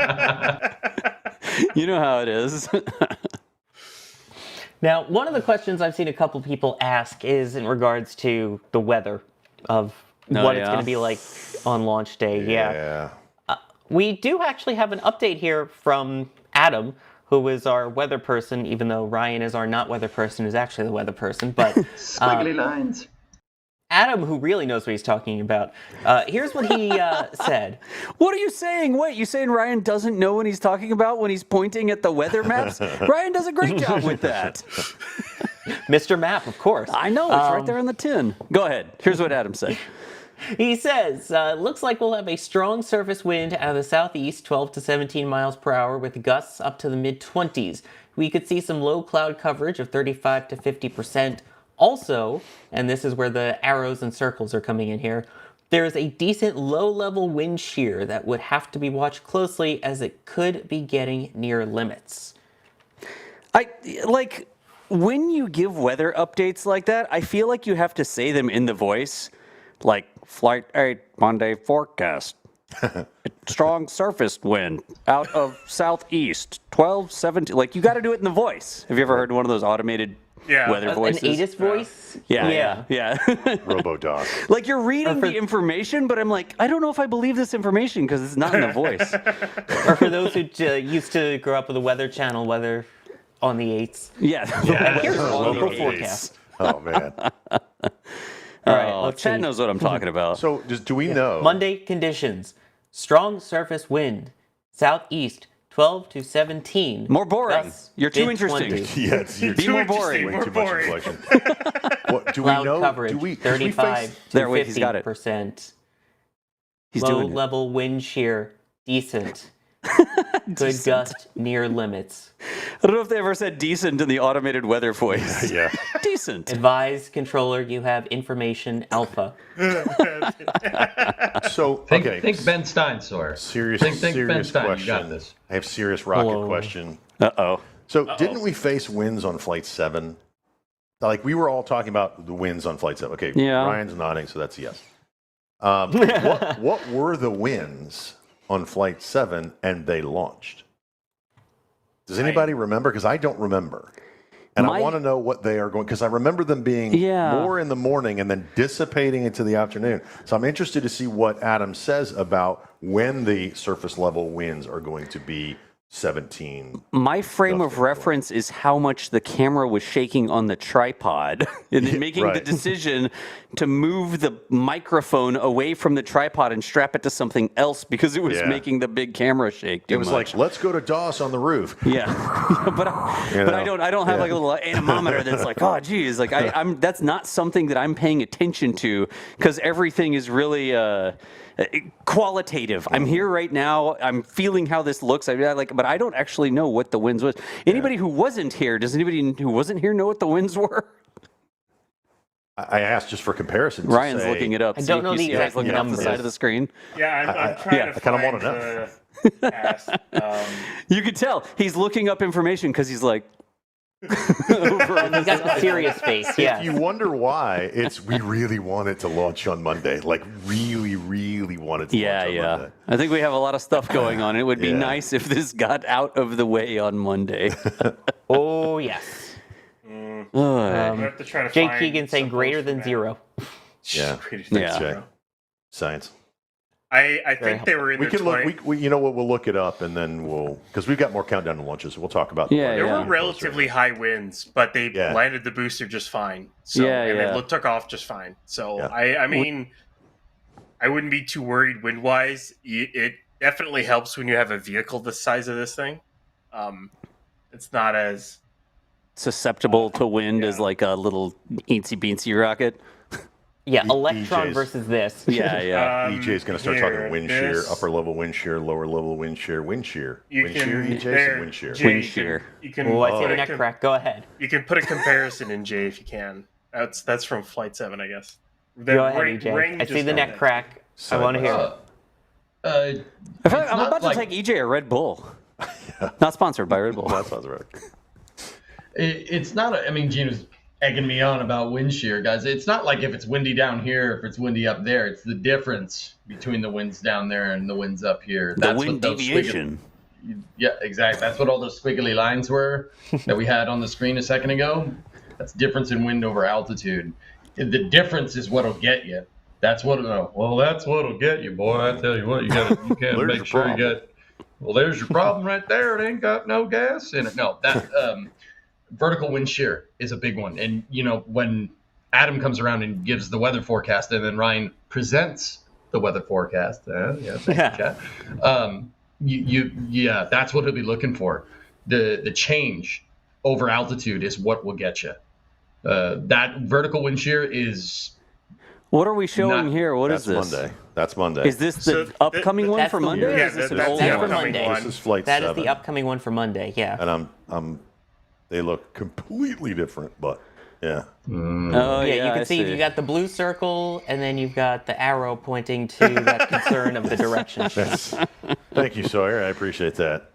You could say you could see it because you can see it. Yeah. Because of the way that it is. Yes. Yeah, it's pretty neat. This is the comparison. So this is the Flight 7 previous one. Flight. That's Flight 7. Correct. Can we flip it open, flip it closed, like back and forth? You need someone who understands this better to really talk about it. That's like, okay, time out. Go back to the other one. Okay, that's like a girl. Nope, other way. Back to okay, that's like it looks like a lady with a hairdo, and she's like looking up, right? Got a big towards nose, the but yeah, sky. you can see it. I don't know what's going on down here. I mean, but you see it, don't you? You see it. Okay, everybody sees that. I see the nose and the mouth. Yes, very much. The chin, and then like it's. I'm squinting. I don't. Okay, but go back to the other. So this is Monday. She's like looking towards the sky. Go to the other one. So this was Monday. Yeah. All right. See, that person is sad. Do you see that nose? And it's like downtrodden, looking down at the ground with a bit of a brain thing going on. Is it sad or is the mouth open shock? I see it. I don't think the mouth is open in shock. I think they're like just sad about the winds there. If you guys wonder, this is how meteorologists actually do this. They look at it and they're like, "That's like a woman smiling at the sky," and that's a very sad Neanderthal or a gorilla. That's a very sad gorilla. Actually, the so it's gonna snow. Yeah. features like the different features are looking like wind shear. The more pronounced the features are, the more directional change you get. I just said directional, and I'm going to roll with it. Let you dig yourself out of this one. It illustrates the wind shear. I don't even know if the green line is the wind speed. I don't know either. I don't know. I can't read that from here. Right now, Adam is rolling over like, guys, shut up. I feel if I blur my eyes a little bit, I'll see a 3D image pop out. Oh my gosh. But yeah, the lines are closer to each other. We literally brought this up and none of us know what it means. I cannot we brought it up and no one on the stream right now has any idea what it means. I cannot read the text. Don't do me like that. I know what it means. We know. EJ, what's it mean? What does it mean, EJ? Tell us what the sad gorilla means. Yeah, sad gorilla versus skyward-looking lady. Yeah. What? This is your moment, buddy. Here it is. Moment. If I can read the text, I could get at it. I think those are showing wind shear. I think. I don't know. Probably wrong. I thought you said you knew. I can't see it. I'm getting old or something. I don't know. I'm trying to zoom in on my phone. Well, just check it in the Discord then, in the non-live preview thing, and read it. Well, that's what I was trying to do. My favorite part of this graphic is the right in the middle. You see the square. Okay, so you got the big 4 squares in the upper right-hand corner. You got the little 4 squares underneath it. The leftmost square. I heard that. Is called the ready? It's called the 5-kilometer slinky. I'm not making that up. Wait, what? It even says Storm Slinky on the graphic. Oh, it's Storm Slinky. Yeah, that's my favorite thing on this entire. Forget the sad gorilla. I'm all about the Storm Slinky over there on the right. I don't know what it means. This is who named that? This is why we get like Adam on, who is a storm chaser who like glances at this stuff and can like read the tea leaves. So yeah, don't believe anything we say. The sad gorilla is one thing. The lady looking at the sky means good launch on Monday. Look, I was just stalling while somebody who could actually explain it was going to get on the microphone. Oh, jeez. Anyways. All right, sir. Anyways, I want to thank some people here. Jester Tiger, thank you for gifting a Red Team membership. Frosty Z saying, what's going to the moon first, New Glenn or Starship? Ooh. Going to the moon first? Yeah. I am too. There you go. You're welcome, everybody. That's not an option. I got us out of that one quick. Well, I mean, that's how you do it. Because you've got New Glenn that's going to be doing the testing for the for their Blue Moon lander. You've got Starship, which is obviously going to be testing for the Starship lunar lander. I don't know. What do you guys think? Ryan, I'll start with you. New Glenn or Starship. That is kind of I think their prototype is going to get there before Starship. Because the prototype Blue Moon is supposed to. I think they want to do it this year, right? Supposedly at some point this year. I think at one point it was supposed to be the next flight, but I don't know if it is. Starship's not getting an HLS to the moon until like mid 2026, late 26, I think. Because the question is where does HLS launch from? If HLS launches from 39A, that's not till... They got a while to go. Yeah, they're redoing that entire pad from their original design. But does Starship go to the moon before HLS? I mean, well, is there any reason to, or to not? I think. Oh, what was that? I think it was the Artemis 2 press, the press conference where they talked about the Artemis 2 heat shield, the Orion heat shield issue. They talked about a possibility of a rendezvous with Starship, maybe during A2. That would. I don't think that would be in Leo. I think that would be somewhere in lunar orbit. The problem is to get there, they would also need to have either a depot or tankers for refueling. I don't really know how close SpaceX is to any of that at this rate. Okay, that's the way to break it down, right? Starship can't even go to the moon unless it gets refueled. Like, fully, like everything working the way that it's supposed to, Starship gets launched and Starship ends up in Leo, but it can't make the moon unless somebody gets more fuel to it. And it takes multiple launches to get it there. It's not just one launch gets it there. So, Blue Origin... Right? They've got a payload into orbit, unlike Starship. and they just put a lander on that payload that has the kick stage that sends it to the moon, no refueling, no anything else required, right? So in terms of technical complexity of getting to the moon, Blue Origin's like the old school way of doing it. Slap something on top of the rocket, it's ready to go. Starship is the new way of doing it, like the Kerbal way of doing it, right? Where they need to get it into orbit and then fill it all up and figure out all this other stuff. Will they do it? Of course they will. Like, it'll get figured out. But if Blue Origin just had to throw something on the top of a rocket and get it into orbit and then it takes itself right to the moon, that's a way less complicated task. Question mark, right? Y'all agree or no? I mean, if the goal is getting there as fast as possible, yes. Yeah. Yeah, because well, I mean, you look at what they have to do. They have to make a depot. They have to make a tanker version. They have to launch the depots. Then they have to launch all the tanker versions and fill the depots. Then rendezvous with those, fill those up, and then send the ship over there. Well, the question is also after that, can it get back without another refueling? But yeah, yeah, there's a lot of little things that go along with it. I think New Glenn will beat it. The other thing is, well, could Starship just simplify it and send a payload up that exits the Starship and kick stages its own way to the moon? I don't think SpaceX cares about that. If they just had a big clamshell out the front of their... With googly eyes. With Chompinator. Googly eyes. The Pac-Man, the non-Moonraker. Yeah. I mean, even SpaceX could do something like that, but I don't think SpaceX cares about that. Like, it doesn't get them anything if they solve that problem right now, right? They don't have to. True. So, although I guess the thought is that Blue Moon is going to be landing after Starship, because Starship has Artemis 3 and 4, and Blue Moon would have Artemis 5, if I'm remembering rightly. Right. Yeah, that's right. Yep. All right. Well, let me continue thanking people then. Michael Dipper, Peter, getting some items from the shop, a couple of prints, saying, love everything you do. You guys are amazing. Hope to see a Starship launch one day. That's one of those things, again, that's on my list too, is to get out there and get to see it. So thank you so much for getting the items from the shop. Let's see the awesome shots that you got. Ooh. That's a good one. Oh, wow. And then, what else do we have? EJ, do you want to model that one? You got to duck a little.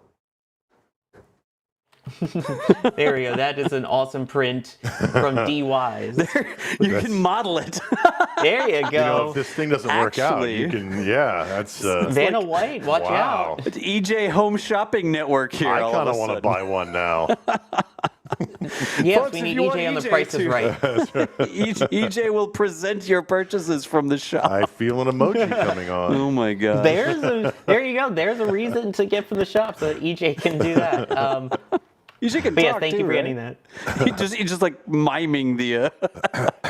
Yeah, more surprise, EJ. All right, look at the value. Yeah, that's a value. There it is. Your facial expression is just so delight and joy. Can we do that? There it is. That's pretty good right there. Thumb shot of the day right there. With a big wow. Wow. We need to do like a home shopping network show with our tote bags. I was going to say, like that. Ryan. There you go. Yes, the new tote bags. Ryan, this is a natural segue. What a nice shirt you're wearing. Wow. How would you know? Viewers, how they can get that. Like, oh my gosh. Can't take ourselves too seriously. So Subtle. natural. Very so subtle. Natural. Oh, I better go read the best channel. Oh dear. We're all in Ethereal trouble. Swordsman coming in here with a $10 tip saying, engine concept. Methanol hydrogen peroxide. Hydrogen peroxide can be used for a closed catalyst cycle. Methanol has a high specific heat, so use it with a closed expander, full flow cycle, no stage combustion. Running the main fuel rich, the expander can self-regulate, only need H2O2 for throttle. Did we like Someone who start knows designing engines more want to engines comment? in super chats? That's impressive. Thank you for that, Is that Ryan. like a thing? Yeah, Ryan, Yeah. write an article for L2 for next week. Yeah. That's pretty good. I mean, I'm gonna go with yes. You could do that way. I mean, what are you going to use to meter your hydrogen peroxide at that point? That's my question. I mean, I suppose the expander could, but the way you're describing that, you could. You just need a good way to meter your H2O2. I mean, that sounded right to me. Like, sounded correct. Yeah. Mm-hmm. Well, one of them is a catalyst, Ryan. He's, you could use it. One of them's a catalyst. I mean, to us. Yeah. Okay. I know. I'm just lucky they cleared up that part of the tower that was going to break when they moved the chopsticks. Ryan, you're muted. Jack just fell off the couch. Oh, I'm sorry. What? It's a high fall. I know when you're short, it's really high fall. No, we get a lot of messages, and I think some people think that we have a direct line to the people who design things at SpaceX. So they'll send us ideas, and it's like DM in my DMs. It's like, hey, they need to fix the piping on the, and I was like, I don't have anybody I can tell that to. That's not that's not how it works. I can't tell SpaceX oh my gosh, Jack's coming. My favorite one was it's in the wrong place. Jack has a story. They dug the hole in the wrong place. Uh-oh. That was my favorite. Yeah, I think it's media@spacex.com. The chopsticks guy, he found me on LinkedIn. let me help He you out. found me on all of my emails. I don't know, some of them I don't know how he found. He DM'd me on Twitter, and he found my website which has the contact form, which nobody ever uses. I get one email through my website a year. So, hey, props to that guy for trying. Well, guess who's about to get motivated. 60 emails now through their contact form? Very motivated, but I think a lot of people think sometimes we have relationships that we don't really have. I can't take your design for this thing and put it on a whiteboard at SpaceX for them, right? So it's really cool to talk through stuff like that, but we don't always, we're not always the right conduit to share the safety critical information that you think you saw on Starbase Live or something like that, right? Ethereal, let me email. I'm just going to send a quick text to Gwen Shotwell, tell her about your idea. If you want to give your idea to SpaceX, you become an engineer at SpaceX. Yes, absolutely. That is a whole thing, yeah. Yeah. Plus, I'm sure there are people that actually know how to design these things that watch our shows, so maybe one of them will see and reach out. Maybe. Yes. Jack just waved by. Jack has to go run some errands here. It's just right in front of the camera, fast. He wants to. Okay. Truth be told, he wants to drive out and get pictures of Booster 16 so that his car goes over 300,000 miles. That's the only reason he's leaving. If it even makes it that far, yeah. Are you going to put a GoPro on the odometer or something? I feel like that's a thing. Oh, yeah. Behind the scenes. We're going to do the Yes. drive-in video, the daily. Where he has his glasses that record. Okay. The daily drive-in. All right. Brace yourselves, Gene and Das. We have a whole thing going on here. Okay. What does that mean? Define thing. Narrow it down a bit. Gamer.io with the $2 super chat saying, hey, guess what? Cheesecake. Yes. Nice. Yes. I like cheesecake. Cheesecake is good. Bring it. The Rocket Girl coming in with the $3.50 Canadian saying, cheesecake poker. Yes. I see you and I raise you. Yes. Wait, we talking plain? One for the frozen plain north. Cheesecake, and then to blueberry cheesecake or strawberry. What's the raise here? We had 2 full cheesecakes last the raise was $1.50, I think. Yeah. Gamer.io coming back then with the $5 super chat saying, all in on cheesecake. All in on cheesecake. All in. Dang it, now I want cheesecake. Is there more, Sawyer? Guys, there is more. Wait, there's more. Who's calling? Let's go. Amaryl with the £2 saying, I see your cheesecake and raise your cheesecake. Ooh, okay. We got a raise. Getting pretty big. He's all in. So it's international cheesecake too. Those are curly L's. We had Canadian dollars. Yeah. I don't know how you raise after all in, but sure, keep going. It's somebody different. That's somebody different. We're going around the table. Oh, yeah. And Ethereal Swordsman, I see your cheesecake, but last time I had cheesecake, I accidentally chomped down on a canker sore, so ow. What? Ow, that, ooh. Oh, no. That's Jack was filling you in on the movie Magic earlier, right? And that's actually another thing that these laptops are for. They're like the cheesecake covers. Yeah. You can notice Gene needs a slightly larger one than I do, but I just, hey, I'm right here, man. Oh man. This moves everywhere I go. This goes to hide the cheesecakes. Yes. And that is the end of the cheesecake poker saga for now. Thank you, Sawyer. Well, who won? We did. We did. Yeah. High five! Yeah, you guys get the cheesecake. Of course you win. Oh, no, wait, there's more nope. cheesecake. No, there's more cheesecake fun after. More just came in. No. Frosty Z with the 10 Canadian. I Nice. raise all the Cheese. cheesecake with more cheesecake. I appreciate all this. Like, it's an entire thing.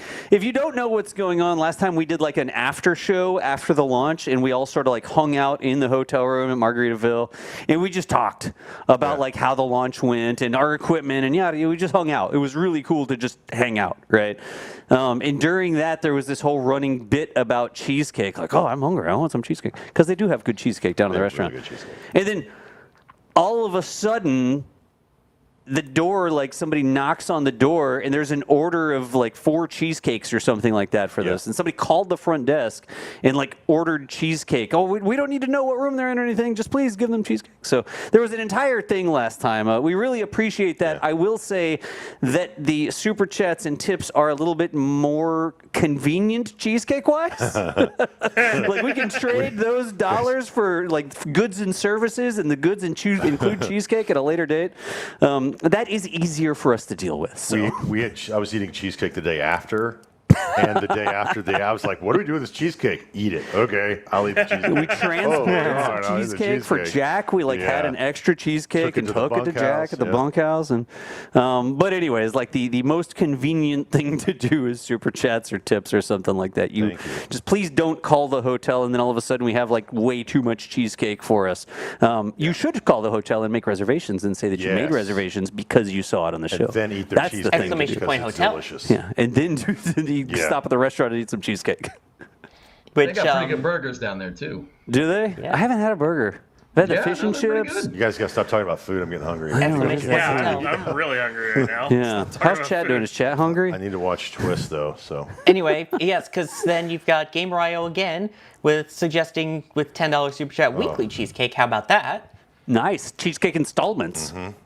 And Rick taking you up on your advice, just putting $10 towards the cheesecake party fund. cheesecake to the moon. Let's go. We're going to come back and I'm going to have like a full desktop gaming computer in front of me here. So my head is just sticking above it. Pile of cheesecake. Yeah. Pyramid of Greg cheesecake. Watson, what about chocolate cheesecake? It's not bad. On occasion, I like to mix it up. Yeah. And then Jester Tiger, I see your cheesecake and raise you a chocolate eclair. Oh, nice. Sounds like EJ wants that one. No, you know what? Chocolate eclairs are good, but Boston cream pie. Yeah, that's where it's Of at. course you would go difference? Boston cream. Like I need like a spotter card for pastries, like stuffed pastries. It's like B-52. Strataforge. Methane Man, I raise all your cheesecake for graham cracker crust cheesecake. That's actually not bad. Good man. We need Methane a Man, Also, by the way, show. Dougal, We need a thank you for cheesecake gifting stream. 5. We need a cheesecake sponsor. Yeah. Yes. The Raz, thank you for coming Yeah. a Red Team member, and Not Ethereal sponsored, Sword's been thank coming back. This engine idea seemed weird to me. I thought it was funky. I just sent it to be funny. Didn't mean a legit suggestion. The ISP probably would be pretty bad. We appreciate that. If it works, We're looking at it It's like, not and then there's a parrot. The parrot's really smart. Like, Yeah. What?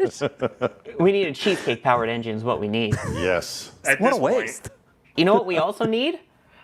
A brand new episode of This Week in Spaceflight coming up in just a couple of minutes. So, Nice. as we get ready to watch that, I do want to thank some people, including everyone who's Brady bunched around me here. And here come the gifts. The gifts. The best part of the show is the gifts. Gene, we gotta I know, we stay gotta close do this. together like this. There you go. Woo! That was the good one. Yes. Yes. That's the best. Oh, these are good. I love We got how the, don't forget the box. It's actually Don't a forget Jack the gift. box. Good. Well, while that's going, Ryan, thanks for joining. Slow clap. Pleasure as always on here. Always always have fun on here, especially with NSF. Yeah, EJ, thank you. Hey, thank you for having me. Guys, I stream on Twitch, not so much this week, but twitch.tv /EJ_SA. I'm there usually, but I'm down here this time. But yeah, it's a privilege being on here. Thank you very much for watching. Always fun. This is always a good time. Thank you, Gene. It's always so much fun to be here with everybody. Guys, dream big, keep your eyes on the stars, and eat a lot of cheesecake. Love you. Thank you as well, Das. Hey, always a good time, Sawyer. Appreciate y'all holding it down while we were able to get some extra work done. I got 3 whole decibels from the antenna on the roof, so I was a happy camper.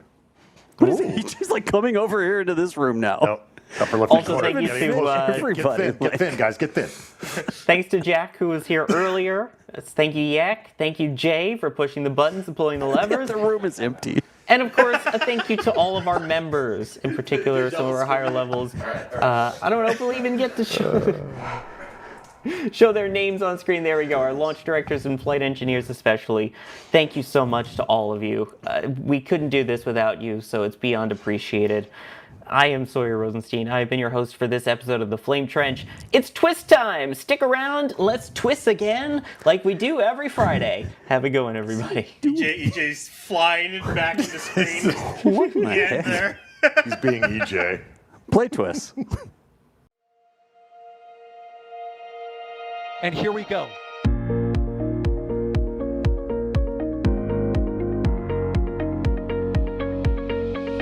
We have liftoff.